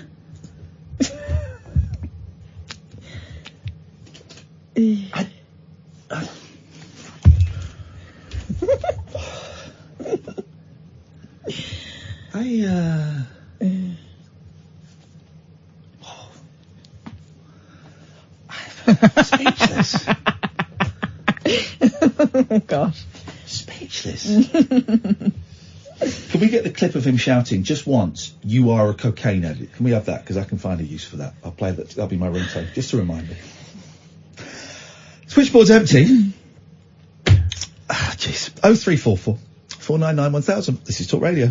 Moonlit musings from mums, madams, and meat packers. Oh, never mind, I must have misheard. The Late Night Alternative with Iain Lee. The station's brilliant. On Talk Radio. Speaks of people suggesting that some or one or none or all of those callers may have been Alex Lowe. Definitely wasn't Alex Lowe. No. I can guarantee you that. Let me just, whilst I'm sorting out the phones, I'm going to go to line 2. Good evening, line 2. You're on the wireless. Oh, good evening, Iain, and good evening, Kath. Good evening, Gafford. Hello. Quick question. If I move, do I have to give up the nickname? I wasn't listening to what you were saying. If he moves, does he have to give up the nickname? Well, what nickname?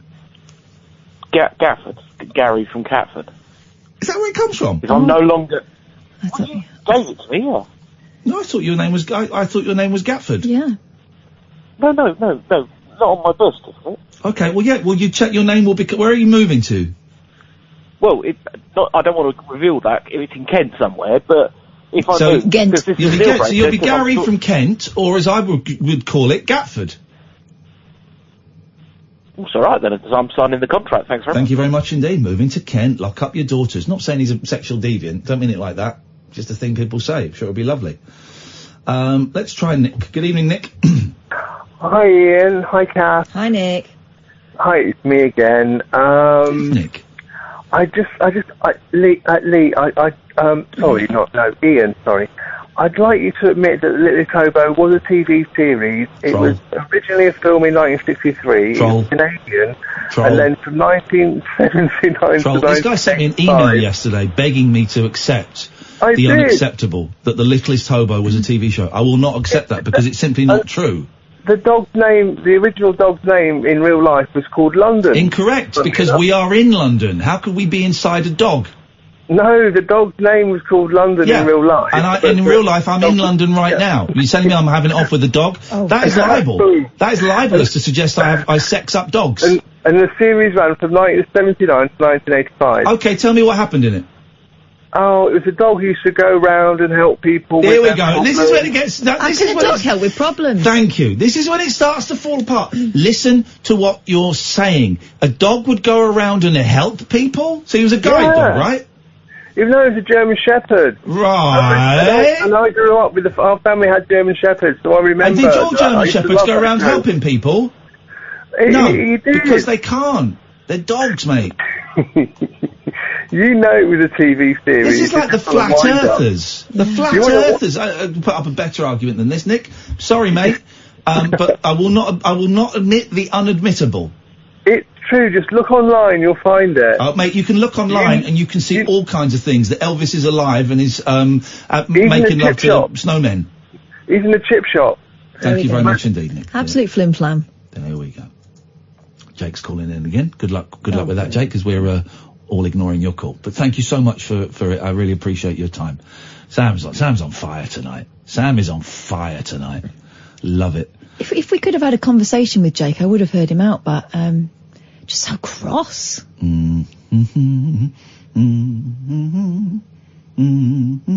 What's the song I'm singing? Oh, do you remember? You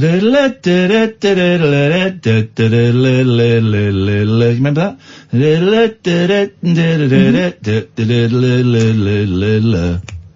That's not Zambezi, is it? Yeah. Zambezi, Zambezi, Zambezi, Zam, Tom Africa, Zambezi, Zambezi, Zambezi, Zam, ba-da-ba-da, ba-da, ba-da, ba-da, ba-da, ba-da, ba-da, ba-da, ba-da, ba-da, ba-da. Yeah, ba-da-ba-da-ba-da-ba-da-ba-da-ba-da-ba-da-ba-da. I'll have that after midnight. It's a good song, that Zambezi. Let's educate the listeners, with some music. Let's do some answer phone messages, I think. I was wondering where to go. We've still got some answer phone messages for when I gave out my home phone number the other day. The phone's finally, after being here April, May, June, July, August, September, October, 7 months. Sam, of all people, no disrespects, but you and I have told the bosses what's wrong with the phones. Yeah. Turns out that message has not got through to there was a vague understanding of something that was wrong with the phones, but not the specifics. Sam has finally made progress in getting the people who need to know, getting them aware of exactly what the problem is. And they went, all right, no one's told us. So we think the problem is, so it's an 0344 number, and we now think that the problem with the phones is not the phone box system that we use here or the wires or anything. It's the company that owns the 0344 number. They've ballsed it up. We think. It's taken Sam, who is a very busy young man, doing all kinds of stuff on other shows, doesn't just work on this show. It's taken him pushing to get that acknowledged. None of my emails, my threats to leave, my friendly emails, my angry emails, my messages to my agent, none of that has had any effect whatsoever. It's poor old Sam booting someone up the jacksie.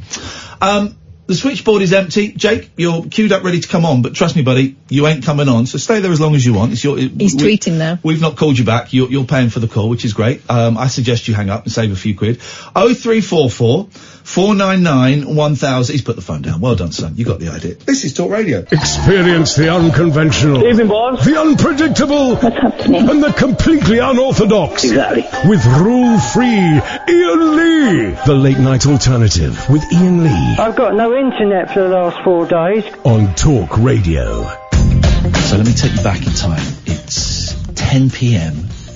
on a Friday night in 2001. You're a cocaine addict. Then it's 1 a.m.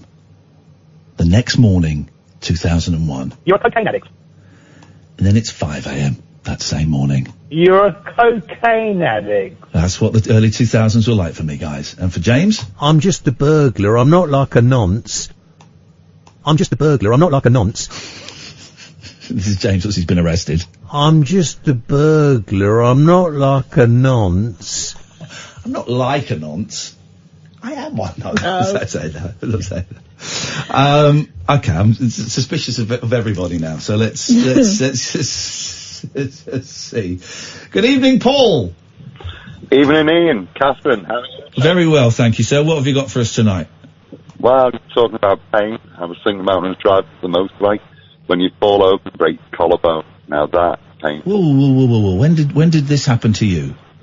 Well, this happened a couple of years ago. I tripped over a guide rope, landed on the corner of a concrete step, broke the collarbone, stood up, tripped over again, broke the shoulder. Oh! I'm telling you why I'm laughing. Oh, because it was a double spill. Frank Spencer. Oh, tell you, fella, it was terrible. What was more painful, the shoulder or the collarbone?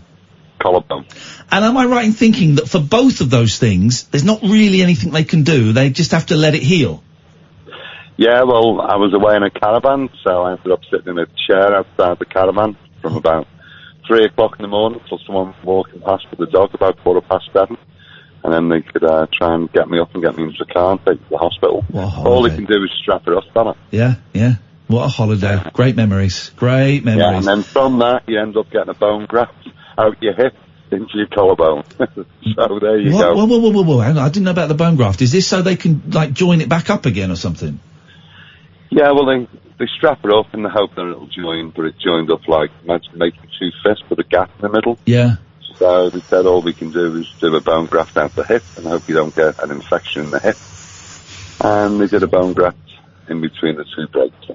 This is awful, man. How are you now? Are you bent now? Do you know what I mean by that? Are you straight? No, I don't mean it like that. Are you a different shape to how you were before the accident? I don't have the same amount of strength in the left collarbone, left shoulder anymore. Right. So when I went to see the surgeon to get about the bone graft, he said, "Do you play golf?" I said, "No." He said, "Do you play rugby?" I said, "I've stopped." He said, "Any other dangerous sport?" I said, "Well, I still parachute." I said, "But I rolled my left." So he said, "No more parachuting." So the only question I said then, "Can I still ride motorbikes?"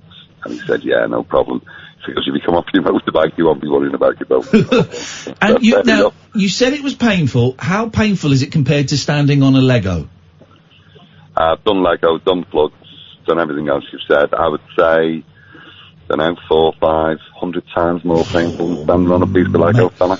And I have to ask, you did say you spent a lot of time from 3 a.m. sat outside your caravan waiting for help. Was booze involved? Yes, it certainly was, but I'll tell you why I tripped over the guide rope. Yeah, go on. There was a gazebo set up outside. Yeah. When the children had been going in, they'd caught the guide rope and they thought they were doing Dad a favour by putting it back, but they didn't put it in the right place. Oh. So when I tripped over it, there's a raised step with a concrete flag on the top, and I hit it right in the corner. Oh God, mate. I love the way you blame it on the kids. That's class. Yeah, but I didn't smack him. Exactly. They broke your collarbone, and you still didn't. Only because I couldn't get up out of the chair. It was in that much pain. Couldn't lift the arm up. Come here, and I'll smack you. Why am I going to come there then? But you're all right now, are you, Paul? Yeah. Good lad. No problem. Still ride motorbikes, still having fun, happy days. Nice one, man. Thank you for that. I appreciate that. I have never yet broken a bone. Never broken a bone, and it scares me. It's one of those things I'm most scared of. Because when kids... Have you ever broken a bone, Sam? No, I've dislocated a couple of things, but never broken a bone. Have you ever broken a bone? You broke bones. My arm. Here's the thing, right? So kids break their bones, and there's screaming, and there's an ambulance to be called at the playground, and there's a lot of stuff. No, there isn't. Sorry? I went through a whole day at school. But did you know you'd broken it? No, I know. Well, then that's... It wasn't sticking out. Are you talking about those ones? No. Where it's obvious? Because no, for the most part, you don't know until like hours later when it's all swollen up. People know when you've broken a bone. No, you don't. But if you thought... Are you nuts? It's happened to me twice, and you're telling me how I felt. No, I'm not telling you how you felt. I'm telling you, as I did with the caller last night, that you can't extrapolate your very strange experience to everybody else. It's the weirdest thing. For a while, it doesn't hurt so much. Every time someone at our school broke their bones, you knew about it. All right. And the word got around the school grapevine. Quick, baby. Quick. Ambulance would come. You see, because their arm would be sticking out their arm. All right, well, no. It's not always like that. I don't think Sam wants to. Sam's put his headphones on. He wants to join in. One of us is going to get blown out of the water. And I was just thinking. The one I thought was that whatever happened to you always hear at school about kids cracking their head open. I don't think as an adult I have ever been in a situation where I've seen someone crack their head open. Is that just a kid thing? Let me think. One of my kids fell over and bit through his lower lip, so it was flapping, and you could put a finger through if you wanted. One of my kids was dicking about in the bath and climbing up on the windowsill, and I said, don't fall, get in the bath or you're going to fall, and he fell and he ripped his chin open. Cracked their head. The last head I saw that had been cracked open was when me and took the boys to Tiggy Winkles, the rescue home for wildlife, and we saw a hedgehog, and you could see its skull. You could see its skull. And they put honey over it. You put honey on it to clean it up. Man alive. That was it. Let's go. We've got a few calls lined up. Let's go to Andy. Good evening, Andy. Good evening, Ian. Good evening, Katherine. How are you? Very well. Welcome to the show, Andy. You're so welcome to the show. Thank you very much. I'm an avid listener. Thank you. I work nights in a tin factory in Norwich. And I want to be quick. Everyone needs cheering up. Yes. Oh, God, please. Right. Type in Armageddon gerbil. Oh. It doesn't sound like the It sounds very strange. I know it sounds very strange, but it's the best 2 minute 55 minutes of my life. It's hilarious. Armageddon gerbil. Yes. Okay. This is it's a YouTube video. It's an audio clip. Okay. Now, are there any swears in it? No swears. It's totally clean. It's basically someone reading a news article. All right, Andy. Andy, listen, you get to work, and I'm going to play it. And if it's awful, we're going to come and find all the tin factories, and we're going to put you in a tin. Here we go. Here's a fax from Cooter in Orlando. I've heard this. This is great. I know this. Do you know this? No, Cooter though. Cooter. This is great. Thank you, Andy. I do know this. Here we Sends me a copy of a story that appeared in the Los Angeles Times. He says, a prestigious newspaper, not the oft-maligned Weekly World News. Quoting the story, in retrospect, lighting the match was my big mistake, but I was only trying to retrieve the gerbil. Eric Tomaszewski told bemused doctors in the severe burns unit of Salt Lake City Hospital. Tomaszewski and his homosexual partner, Andrew Kinky Farnham, had been admitted for emergency treatment after a felching session had gone seriously wrong. How much of this we can actually play? I pushed a cardboard tube up his rectum and slipped Raggett, our gerbil, in, he explained. As usual, Kiki shouted out, Armageddon! My cue that he'd had enough. I tried to retrieve Raggett, but he wouldn't come out again, so I peered into the tube and struck a match, thinking the light might attract him. At a hushed press conference, a hospital spokesman described what happened next. The match ignited a pocket of intestinal gas and flame shot out the tube. Jesus. Igniting Mr. Tomaszewski's hair and severely burning his face. It also set fire to the gerbil's fur and whiskers, which in turn ignited a larger pocket of gas further up the intestine, propelling the rodent out like a cannonball. That's horrendous! What a horrendous story! On your toes. You ready? Sam, good evening. Hello. I just want to say, I don't think Sam gets enough credit, and I just want to say thank you for all the work that Sam does. What, you, Sam, or what, Sam? The other Sam who answers the phones. Well, do you want to talk to him? Sure. Okay, Sam, do you want to talk to Sam? Hey, Sam, it's Sam. Hi, Sam, it's Sam. How you doing? Good, Jim. Yeah, I'm okay. Good. It's been fun. We should do this again. Yeah. You put the phone down. That was sweet. That was really sweet.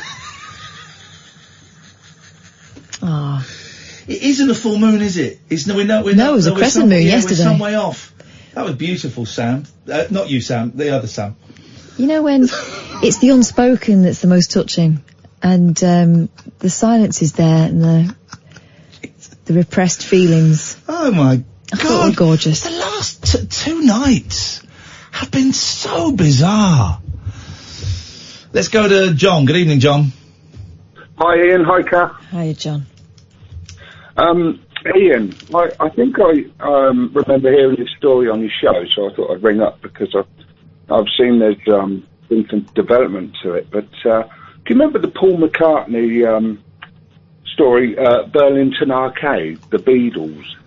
He is now. Mark Mason, who came on, who knows everything about everything, said that Paul McCartney was the only person allowed to whistle in Burlington Arcade. I've since had someone get in touch and say that there is someone else.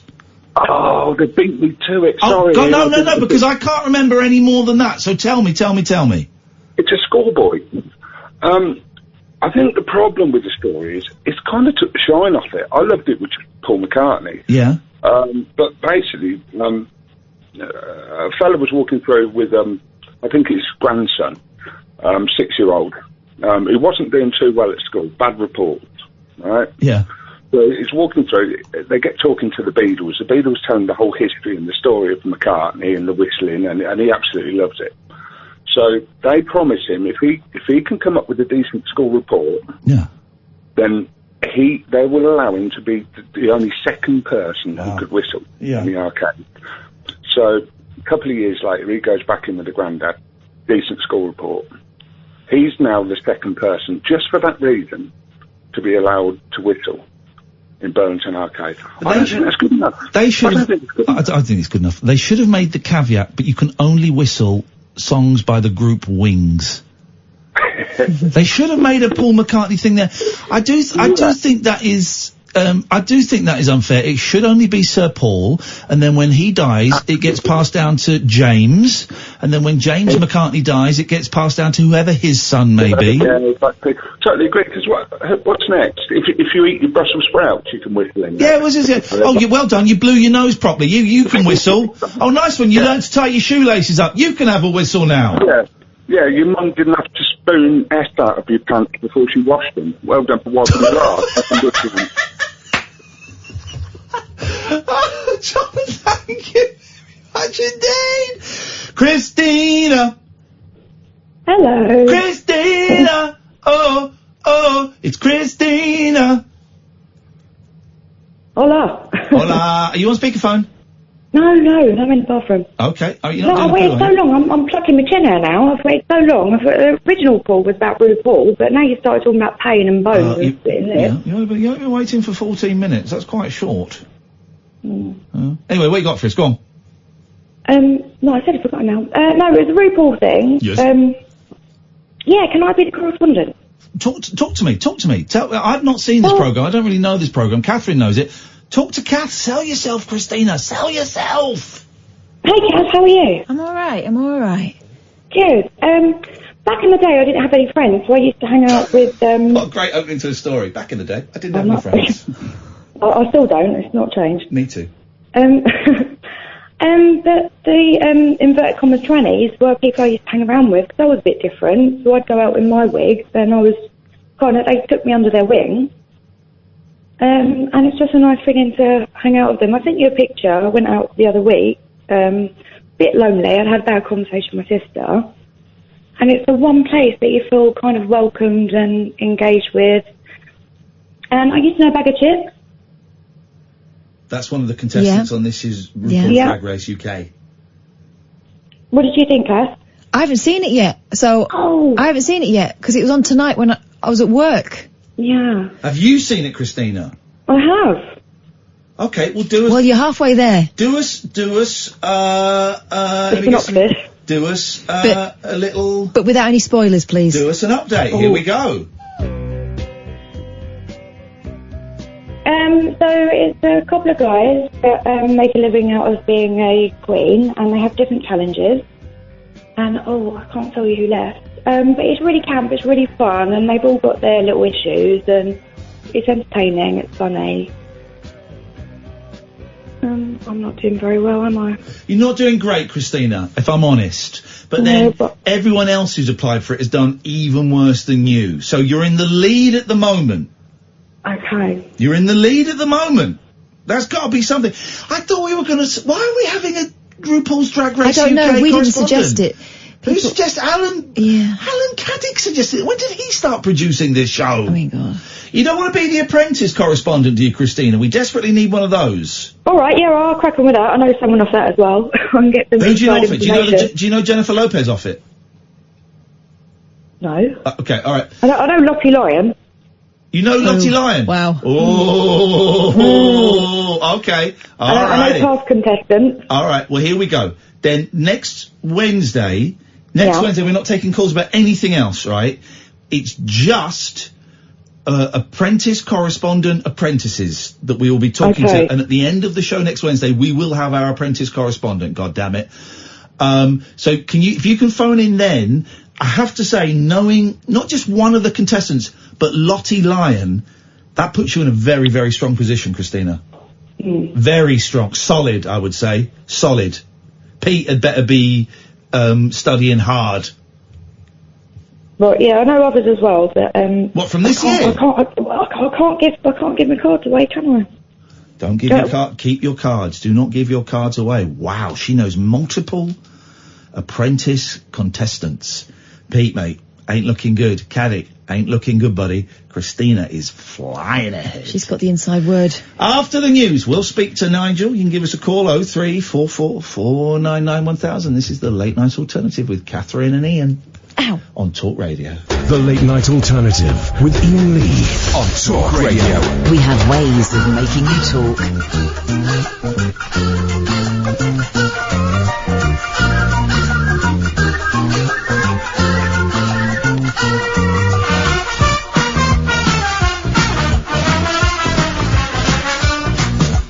That is low quality. Well, let's try this older version. Hang on, keep their microphones up for a second. Let's try this. We don't want that. Let's try this. Not heard this is the original version. Not heard this before.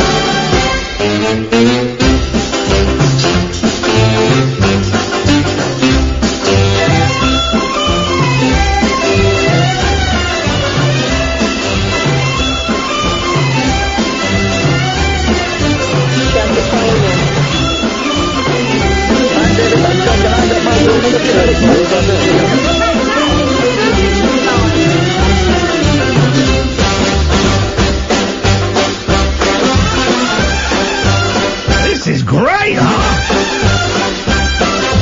Lou Bush. Lou Bush and his orchestra, yes, This is great, isn't it? I love this.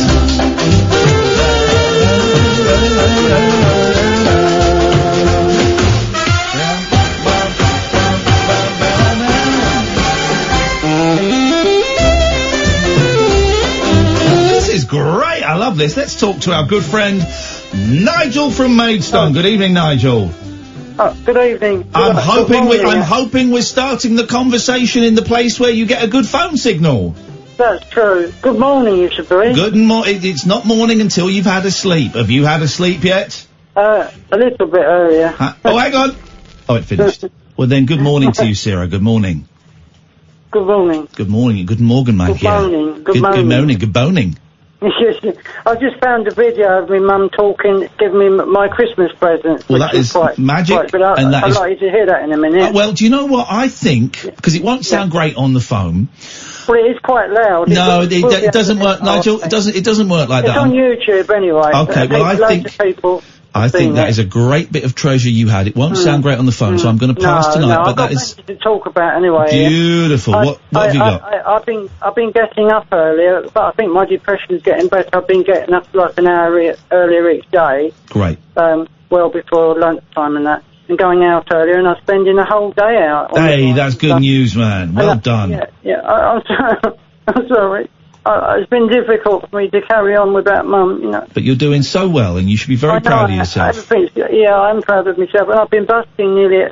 I was busking yesterday, Tuesday in Maidstone, a little bit of singing, and I got me drum pads out in the street, and a lot of people were clapping me drum solos. Yes. The automatic, you know, the drum pads, like you said you had. Yes. So I took my sticks. I played with sticks this time, so it looked more professional instead of my fingers, you know. So that was good. And today, yesterday, which was Wednesday, I went to Tunbridge and spent the afternoon with my girlfriend for a few hours. Yep, lovely. One of my mum's rings that I've got on my left hand, she said that she's a psychic person and she's got messages from my mum from the ring when she touched my ring. You know, some people are psychic, aren't they? I personally don't believe it, but if you're getting comfort from that, then that's wonderful. Well, I like to believe what she said is true. I believe what she said was true. If you want to believe that, then do. I personally don't, but that's great that you do. Well, she said that Mum loved me and said I was doing ever so well. That's a lovely message to That's receive. what she got through the ring. Okay. And that's what you said, wasn't it? Yeah, we're both being very restrained here. Yeah. You don't believe in that, the psychic? I don't believe in that stuff, Nigel, but if people are getting comfort from it, then that's great. As long as Mum doesn't say, oh, give all your rings to your girlfriend, because that would be silly. She's not said that, has she? Another thing that happened on Tuesday was live on Facebook. You go back to where we can hear you, Nigel, because you're breaking up. Yes, I was live on Facebook on Tuesday in Maidstone when I was singing. Great. I couldn't believe it. A friend, it was someone who's filmed me before, came along just at the right time. Can you believe it? And he said, you're live on Facebook, and I saw Facebook up, and it was going out to all over the world. Wowzers. In Maidstone. That is... Isn't that fantastic? I'm so happy about it. Yep. And we got a lady friend as well, and we love each other now, and that's fantastic. You know? Oh, that's great. Love is a very powerful thing. I don't like mean stuff in it, but I've got so much going on in my head at the moment. That's why I can't sleep properly. Yeah. Okay. All right, Nigel. Well, listen, the signal's... Hello, Katherine. Hello. How are you? I'm all right. Are you all right? Is that the same? Yeah. All right, Nigel. Listen, Nigel, the phone's breaking up a bit. We're losing you a bit. So let's say good night tonight. I'll call you tomorrow for a song then, if you want to. Beautiful. That'll be lovely, Nigel. But make sure you start the call and stay in the place where we know you can get a signal. Thank you very much indeed.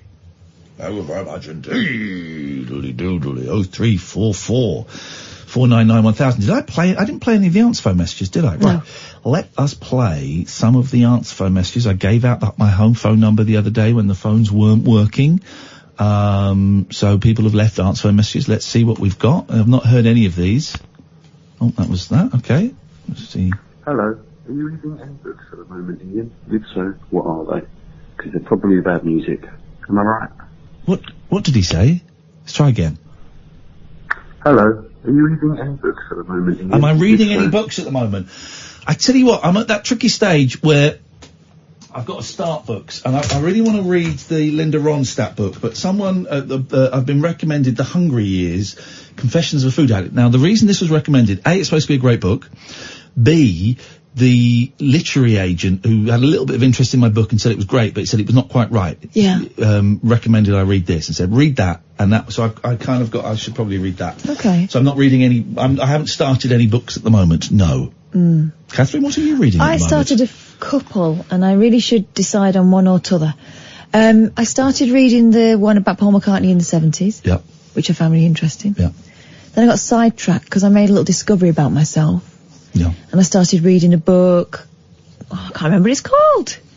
About, Looking after your lady garden. No.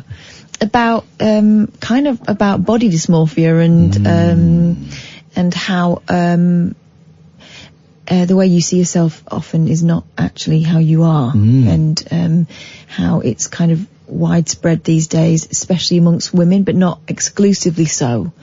That you're surrounded by these images that aren't real in the first place. Okay, so the things that you see in magazines and stuff of the ideal woman, these sort of models and stuff, have all been slimmed down from being very slim women in the first place. So you can grow up feeling tubby for most of your life. And I kind of realised about a month ago that that's the way I have been, and it's lies. I found a dress that I fit into 2 years ago when I was going through a period of extreme stress because my mother-in-law was dying. And it was a size 8. And I found this dress that I'd sort of squirreled away, thinking I would fit into it again at some point. Not thinking, well, hang on a minute, I was quite ill when I fit into that dress. But the shocking thing was when I held it up, it's tiny. And I remember feeling fat in it. Wow, gosh. Isn't that incredible? It's nuts. Yeah. It's absolutely nuts. Yeah. So I've kind of realised that maybe I'm not as sorted as I thought I was about things like that. Well done. Well done for spotting that. So anyway, I've been reading a book about that, but I've not finished it for whatever reason. Excellent message, thank you. We've got another message here. Yes, Mr. Iain Lee, it's Kadir, broadcasting from sunny Stafford, yeah. So I need to tell you about my time in the monastery. I went to Mount St. Bernard Abbey, which is it's a local monastery to me. It's located near sort of Loughborough area. And it was a really spiritual time. I spent 2 days there. 2 days. 3 days if you don't count the 2 nights. 8 prayers a day. There's Lord's, Vigils, Mass, the other few. It was really good. I became a lot closer to Jesus Christ and the Lord, and it was, it was amazing. It was a spiritual journey that I'll relish till the day I die, I just... Well, it's more a spiritual day trip. Seriously, I didn't know you were security guard, Mark. Can you hear me? Oh, it's a message. Oh. Can you in the Air Force? Can you hear me? No, sorry about that, mate. What? Can you hear me? Yeah, it's Iain Lee tonight on Talk Radio. That freaked me out. 0344449. Oh wait, no, phones don't work. I'll probably hang up now. Wow. That was freaky. I thought he could hear me. Let's talk to Mark. He was talking to me at one point, like Jesus was talking to him. Neither of it was real. Well, that's good. I don't mean to make light of it. 2 days, I suppose you can have a spiritual journey in 2 days. It's a short one, but I suppose you can. Well done. Mini break. Mini break. Here we go. Let's try one more. Okay, it's Cupcake. Just wanted to say I think you guys are great. And what's your favourite kind of cake? Bye.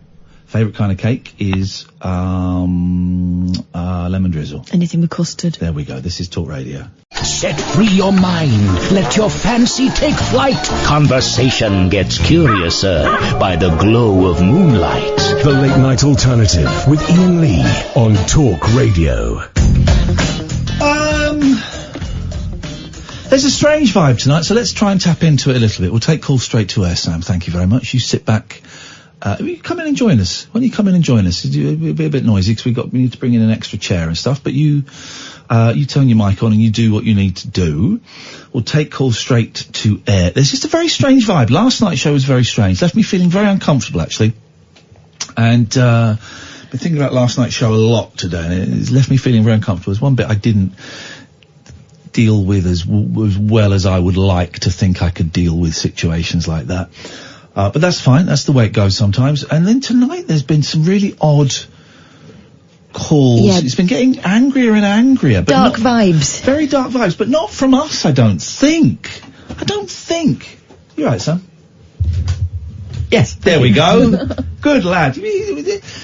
Now you do something that I never get to see, Sam. You answer the phone calls and you talk sometimes briefly, sometimes they engage you a bit more, but you talk to everyone who phones in. Yeah. And call them back. Have you noticed there's been a weirder vibe this week, or do you not pick up on that? Yeah, no, I was all, because I get different things to you. Right. Because obviously, when you're just dealing with someone that quickly, it's the thing this week, so tonight quite a lot, it's the, like, I'll phone you back. Yes. Yeah. Okay. And it's like, it's very... Yeah. So yeah, that's what You're excellent now, and I'd like to think we've helped him with this, Catherine. You're excellent at spotting when it's going to be a dick on the phone. Because I will quite often, you don't see it, Catherine, but he quite often types on the screen, I think this is a prank, be careful. Yeah. You got it wrong and right simultaneously with that Sam guy, because you wrote, I'm not sure about this one. Yeah. But you were right to be not sure about it. Even, half hour later, I'm still not sure about it. That was funny, man. Yeah. That was funny. Different. There's something really interesting, and it's been on my screen for the last 20 minutes. 19 minutes, 23 seconds, Jake again, has been sat there, waiting. At the moment, I have no inclination to go to his call, because he's been... I muted him, but you told me he's been foul on Twitter. Well, no, he's just been, saying pick up, my... he's been using the word ducking instead of the other one, and, he just wants you to answer his phone call. But he seems to have, deleted his account now. Okay. So, there's something, There's something going on. Any ideas what's going on, Sam? Not a clue. I just hope it's not me. It's weird. There's a very unpleasant vibe there. Let's leave him there, and let's maybe dip in. Let's maybe not. We'll see. 0344 499 1000 is the phone number. We will take your call straight to air until Daryl Morris comes in at 1 o'clock. I'm terrible with names, but I'm getting there. I think I called him Darren the other week. Don't shrug your shoulders. I mean, you call me Karen sometimes, so I don't know why. All right, lovey. What do you want to be when you grow up, Sam? do you want to? Actually, if you put your headphones on, this call might even be for you. Line 2, you're through to Sam. Hello. Hello, Sam. It's Sam. Hey, Sam. You all right? Yeah, you. Yeah. When I said we should do it again, I wasn't expecting it to be this soon. But hello. Hello. I like this show. What do you like about it specifically? Give me details. Just put the phone down. Put the phone down. Mug. Let's go to... Oh, now, come on. Let's go to line 1. Line 3. Hello, line 3. You're on the wireless. Keep on Up the Blues. No? Didn't hear that. Was it Up the Blues? Couldn't be. No one actually says Up the Blues, do they, in real life? Which blues? Well, I don't know what that means. Thank you for the call. Do you want to work it? Is radio... What I've always wanted to know. No. What did you always want to? So, from when I was like, I don't know, 5 up until about 16, I just wanted to be a pilot. Wow. Yeah. But then so I even did my work experience. I went to Biggin Hill, like an airport. Yeah. And I worked there for 2 weeks. Absolutely loved it. But then just randomly one day I was like, doesn't interest me anymore. You'd had enough. Gone. Wow. Did they let you fly an airplane in that 2 weeks at Biggin Hill? No, I got in a helicopter a couple of times, which was pretty cool. You enjoyed it? Loved it. It was brilliant. But, and yeah, one of the cool things was that, it was when they have an air show once a year. I sat out and watched the Red Arrows train for a few hours. That'd be wicked. That was surreal. It's weird when you watch them train because there's one extra. Why? Because they had one extra guy as a backup. In case someone gets who's actually the best pilot there. Because you can fly any of them. Exactly. Whereas they all have to learn their one position, but this guy has to learn all of them. So the best pilot doesn't get to fly with the guys, and I think it is guys. There's no gals in the Red Arrows yet, are there? Isn't there one? There have been. Yeah. Have there been? There've been some gals. I apologise to the women, the lady pilots. My brother-in-law was in the RAF, and I think he fancied himself as a pilot at one point, but he wasn't allowed to because he's got too aggressive. No. He's got a temper. No. He's got no arms. His penis is too big. Probably that, won't fit in the cockpit. How would I know that? That's my brother-in-law. Why is it called a cockpit, Sam? I don't know. Pilots are cocks, right? We know that. The arrogance just pours off them, but it seems strange that they would call it that. Talk about your brother-in-law's penis again. Let's not. Okay. Let's not. But anyway, he's colourblind, so he wasn't allowed. He wouldn't be able to... Like Darius. Yeah, just like that. Yeah. Okay. Fine. Okay. So then you didn't want to be. Do you get that reference? Yes, I get. Do you not get that reference? Yeah, I do, but I thought you were too young for Darius. Do you get that reference? Yes.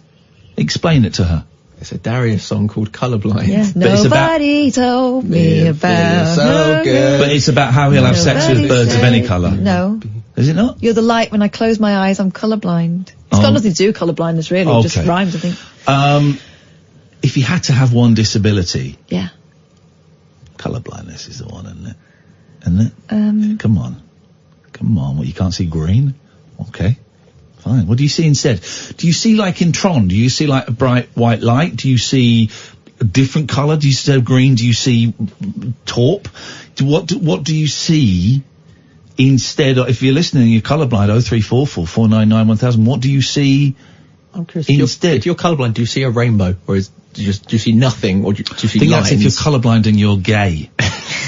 you see the rainbow. Here's the thing. There are, you know that goldfish, you know when you press your TV remote control, right?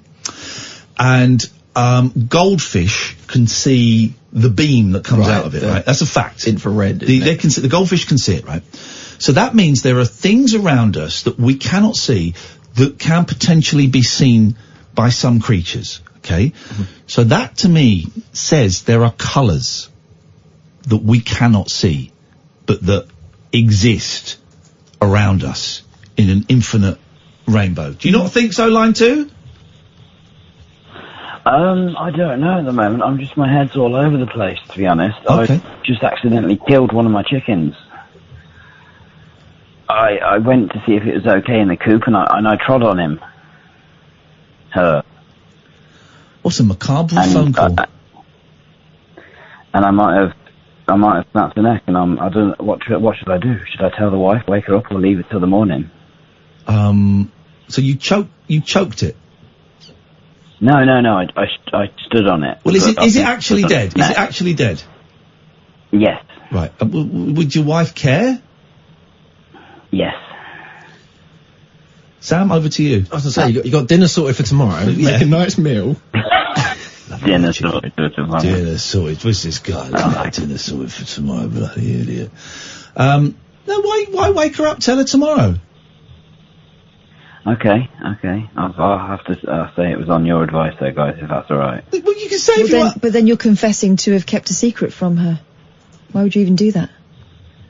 Oh, good point. Yeah, you're right. Just go out in the morning and go, oh, look what's happened. Here's what you need to do. You need to go out with knives. You need to slash it. You need to drag it around the garden. You need to bite it with your teeth. It's got bite marks in. You got to get blood everywhere. Say it's a fox. You say it was a fox, mate. That's a horrible thing to do. I think you should go out there and leave a note.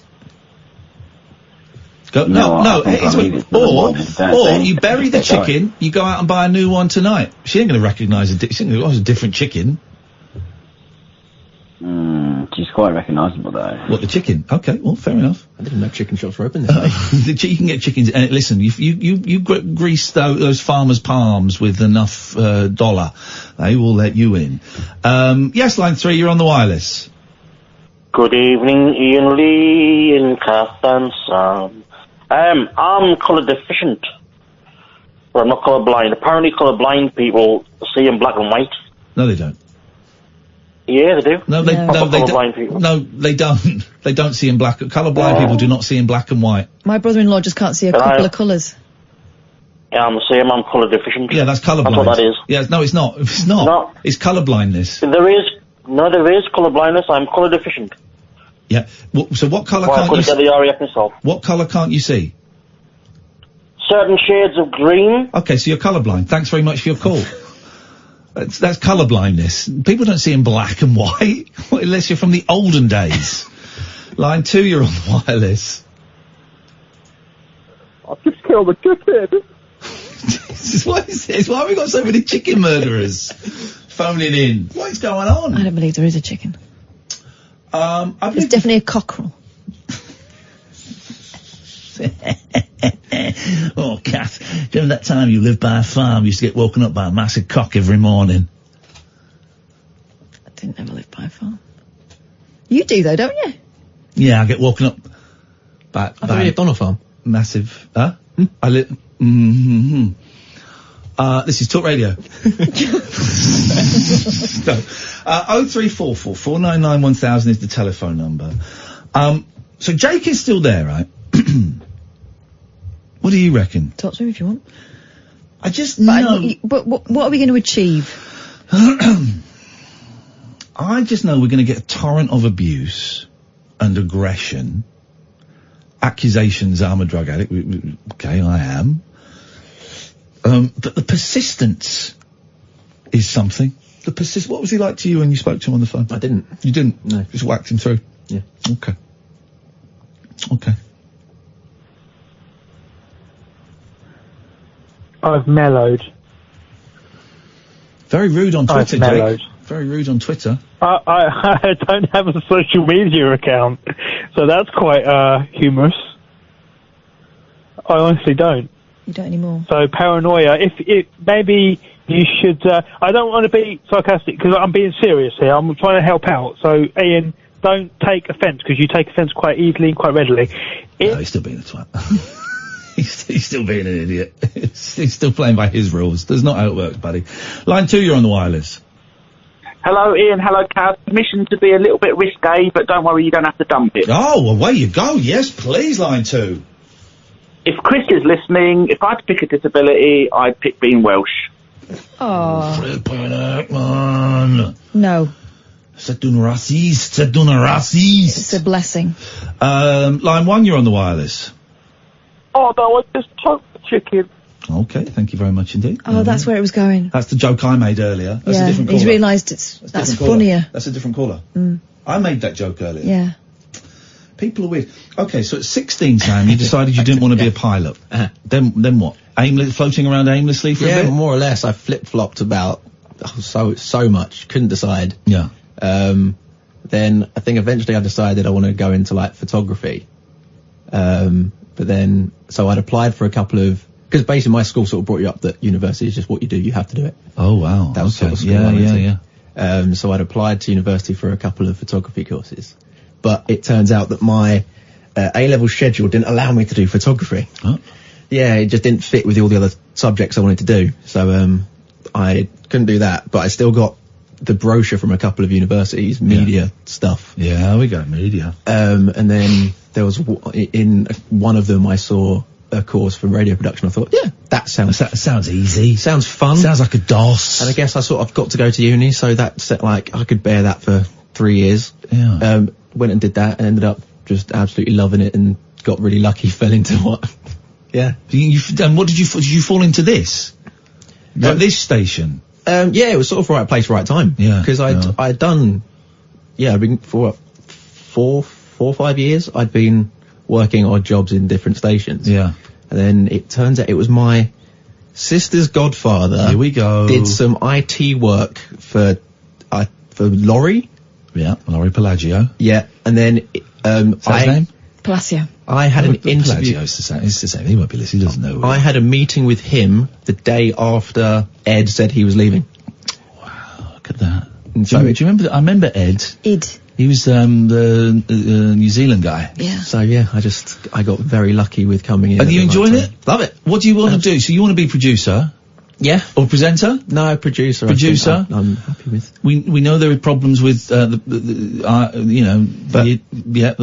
you in producing slots. It pisses me off because I think you're brilliant and I would let you produce, at the drop of a hat. He's already doing more than the usual shift on the phones. But there are some people that work here that are massive dicks. Line 1, you're on the wireless. Yes, good evening, Ian, Katherine and Sam. I just want to echo the sentiments of previous texters and callers and just say that you are doing a grand job and thanks for your humour, humility, humanity and all the hilarity that you bring us each and every night. It's a brilliant show. Thank you very much indeed. Cheers. Thank you very much, caller. All the H's were covered. There are a lot of H's.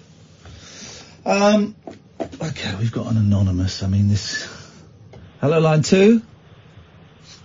Hello, Ian. Hello. Hello. I'm just saying you're a great host. We've got a little group on Periscope, and we need you back on Periscope. All right. Do you know what? If I remember to bring a tripod in, I'll do Periscope tomorrow. Oh, that's great, because we've got a little group going on Periscope at the minute, and we'll listen to What? Hang on. You got a group? What? Hang on. There's a group of you on Periscope listening to the show at the moment. Well, we've all got a radio on. We're listening to you while we're all speaking in the broadcast. All right. Well, hang on a second. You might be lying to me. So, how do I? What is this group called? How do I join this group? Well, we're private at the minute. There's 3 of us, but we do open it up, but we're private at the minute. I don't know. Can I give my username out? Yeah, give it out, because I've got Periscope open. I want to be part of this gang. Well, mine is S Palace PALLOUT 87. Hang on. It's not a great line. It's what? F for Freddy. S for sugar. Yeah. Palace PA. Yeah. Double out. Yeah. ETT. ETT. Yeah. Spell it. 87. 87. There's SPALLETT 87. Yeah, that's it. Yeah. I can't find it. Sorry. Yeah, sorry. Stuart 87. Sorry. Yes, I'll change my name. Yeah. I'm sorry. Right. What is it? I'm reading in my Twitter. I'm picking up my Twitter username. Sorry, Stuart 87. STUART 87. Stuart. How do you get on with the Stuarts who spell it EW? Is there any rivalry there? Well, some of my own family call me that, and it does annoy me. Yeah, but right. Really, how do I join your? I can see you, but how do I? Are you streaming? We're doing a private one at the minute. Someone else is doing it at the minute, but. Suspicious. It's private at the minute, though. Invite me in. What do you think you're doing a stream about me and Kath and Sam? Invite me in. I'll tell you what, then we'll do one now, and we'll invite you in. Okay, invite me in. How do I get an invite? Where does the invite come up? We'll follow. We're all following you, so. Okay. All right. Well, I look forward to it being a very long technical process that ends unsatisfactorily. You might be colour deficient. We just don't know. Colour blind means you see in black and white. Come on, man. Let's go to line 2. 2, you're on the wireless. Hey guys, I went to the doctor yesterday, and they told me I was colourblind. I mean, the news came from totally out of the purple.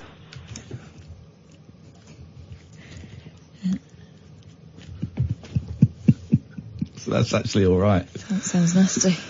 That sounds all right, doesn't it? Sounds all right. Let's go to line 1. You're on the wireless. Hip hip how do? Yep. Yeah, I was just wondering what your current status is on a certain Mr. Stephen Morrissey. I was never really a big fan. I'm with you on that.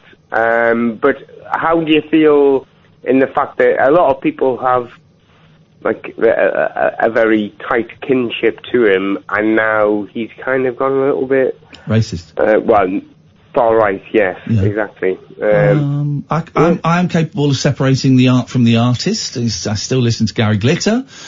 I don't. You're a big fan of the Smiths, yeah. Katherine, what are your? Well, he's always views? been a bit of a knob, hasn't he? And this is kind of extreme knobbery. Yeah, like you say. I mean, it does. I'm not going to say it doesn't spoil it a little bit, especially the more modern stuff, because I know that that's the person he is now. But it's not spoiled the Smiths for me. There's more than him in the band. Yeah, no, I mean, I remember specifically that there was kind of that. Are you drunk, Pablo? I was steaming. How dare you? You're slurring, man. A little bit. Flipping, Pabs? It's a school night. Yeah, I've had a holiday. No, but there was that moment where he had a gig in America. Pabs, I love you, man. I love you. I'm not just saying that. I really do. Oh, he's gone. Jake, why should we let you on? I want to make a truce, Ian. No. It's gone beyond truce. It's a truce. No, not with you. Not with you. A truce. It's only because I'm bored with taking this guy so many times. I mean, normally it would not be. He's just talking away and no one can hear him. You know, that's. Let's leave him talking away for a bit while. Let's go to line 1. Hello, line 1. You're on the wireless. Hello, Iain Lee and Katherine Boyle. Quite a few of the humans you have had on the phone tonight have been absolute dickheads. So, I thought I would come on with some top-quality material and prove that robots taking people's jobs is not a bad thing after all. Okay. I will now sing. Hit it.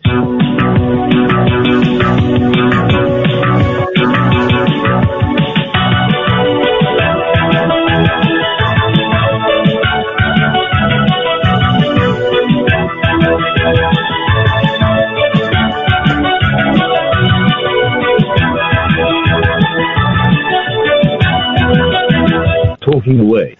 I don't know what time to say. I'll say it anyway. Today is another day to find you. Shying away. I'll be coming for your love. Okay. Take on me, take on me. Take me on, take on me. I'll be gone. In a day or two.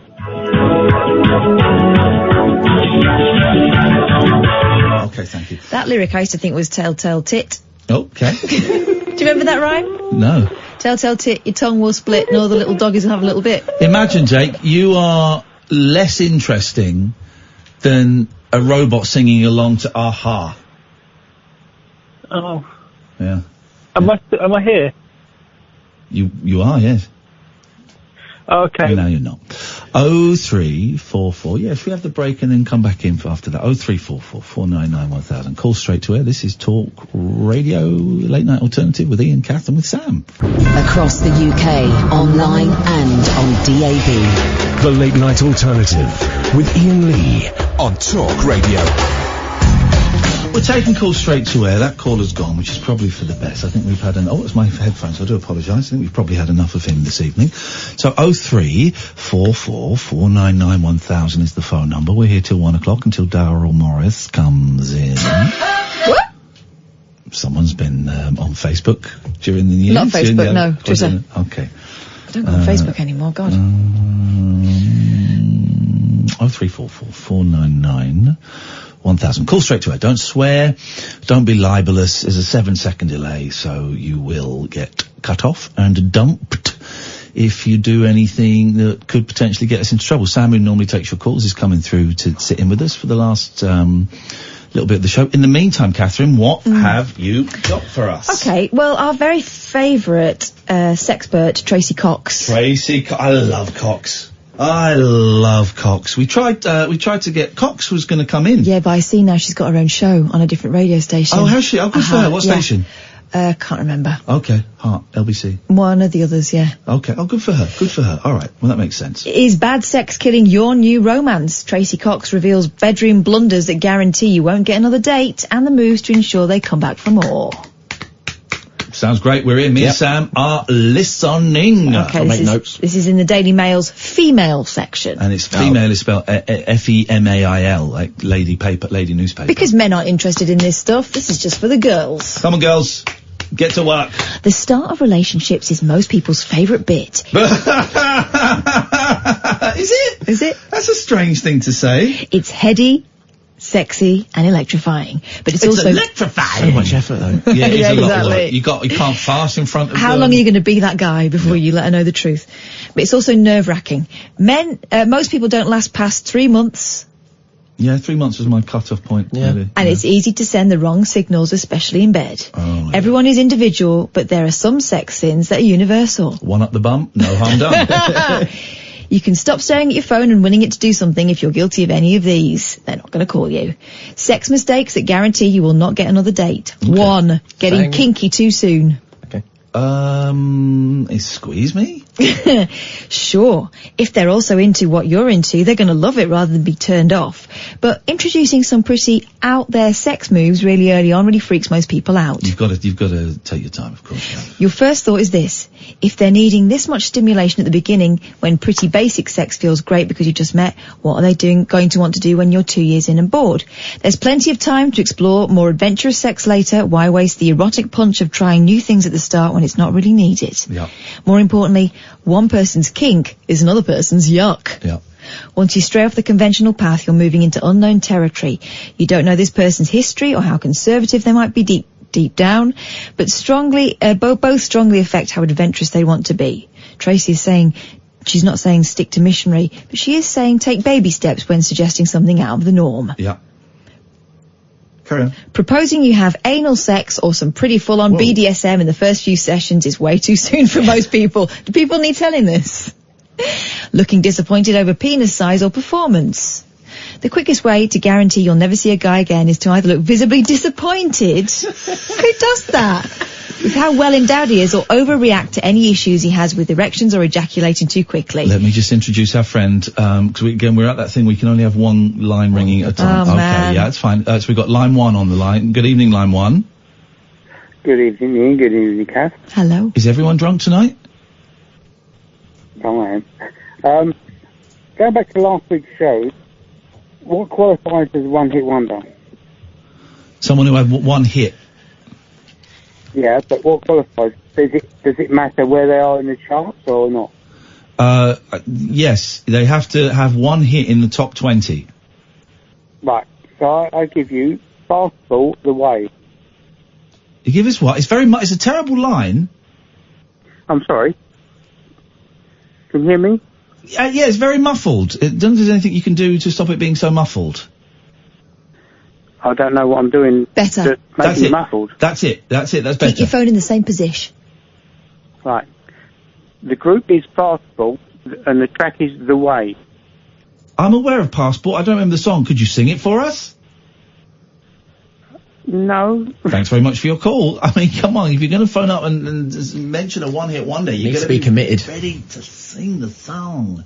This is the problem with YouTube, is YouTube has now made it very difficult for people to be bothered to contribute in the way that they used to contribute. Because I would go, hey, well, let me just get that up now for you guys.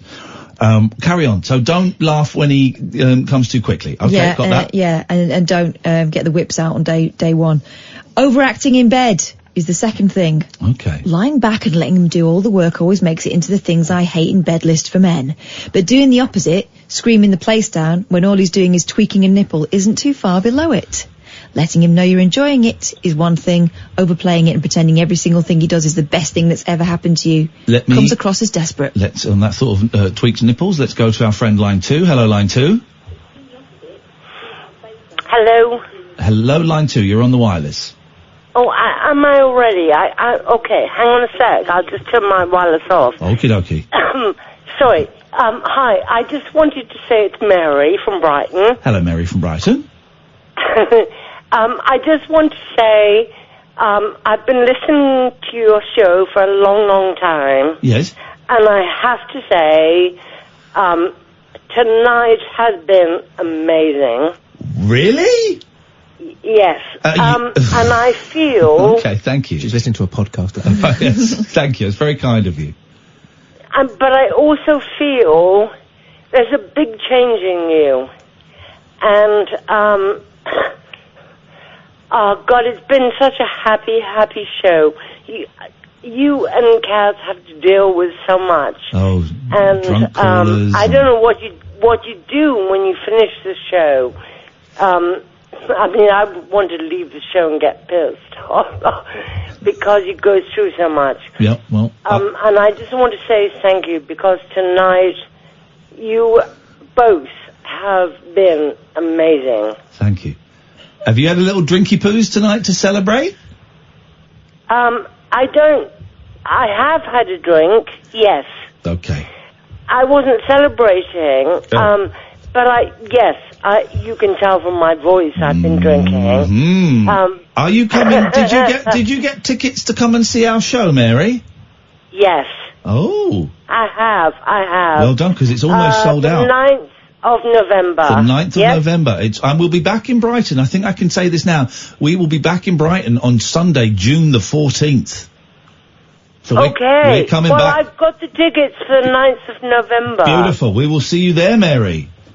Yeah, I'll look forward to it. I look forward to it as well. Thank you very much. And it is in a pub. Let us go. My favourite thing about that call? Yeah. She had pierced. Line 3, you're on the wireless. I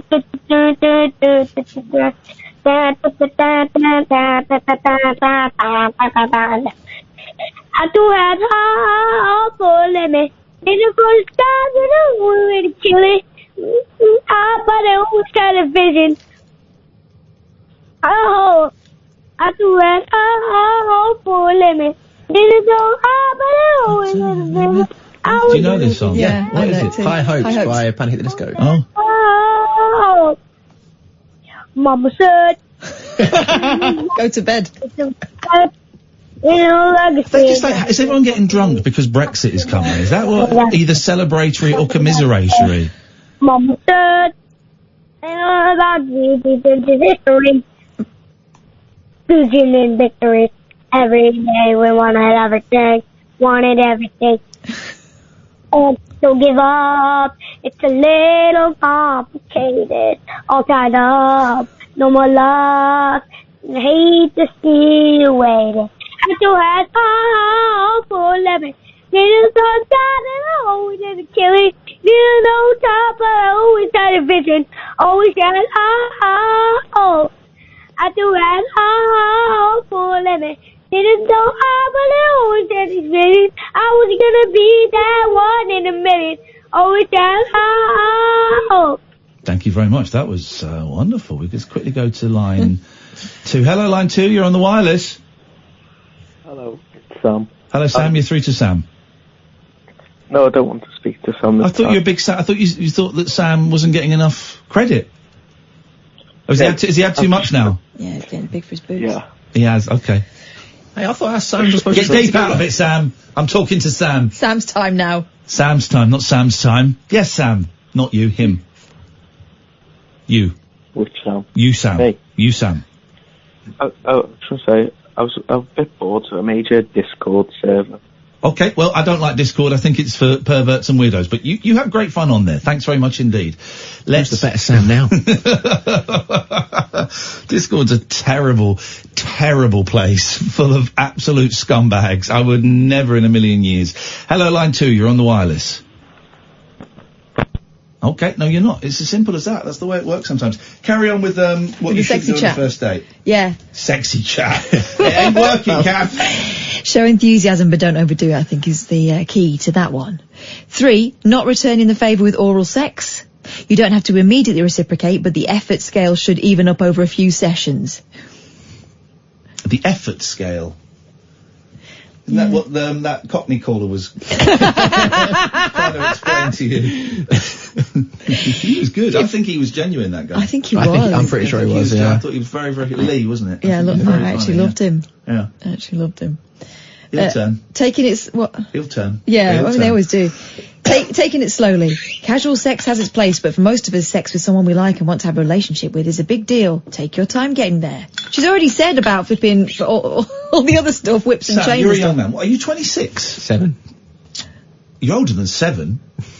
27. Hearing Kath talk like this, is it like your mum talking about blowies and things? No. Is it like a MILF talking about blowies and things? Is it horny? Well, no, because it's no. We're sort of one of those. I don't think I've ever had any chat like that with my parents at all. And like, it's one of those things where if I still even have it to this day, if there's a chance that they'll see me watching a film which might have something raunchy in it, nope.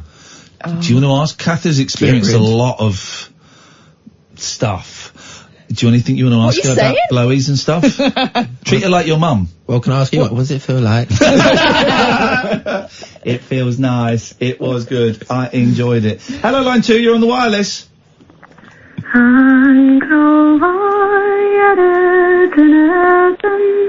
Okay, thank you very much indeed. Let's carry on. Was that Enya? I've got no idea what that was. Let's carry on with the old. With the sexy chat. Yes. Okay, having one hot move that makes you stand out from the rest. Most of us have one killer bedroom move. Oh. Something we do that's worked well on people in the past. Yeah. It might be giving the best massage they've ever had using your entire body. Oh dear God. It might be removing your clothes with the finesse of a professional stripper. I would find that quite off-putting, wouldn't you? No one can. Take your top off No hands. and run it through your legs. Or if the guy just rips his trousers off. No, there's no need for that. It may be as simple as the swirl of a tongue or a long, torturous tease as you tell them exactly what you're about to do as you do it. I'm all for keeping it simple, says Tracy Cox. Do you like keeping it simple, line 1? There's a voice that keeps on calling me down the road. That's where I'll always be. Every stop I make a new friend. Can't stay for long, just turn around and I'm gone again.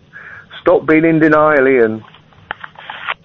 What was that? Is that troll that is adamant there was a television series? Obsessed with this idea. Yes, line 2? Period.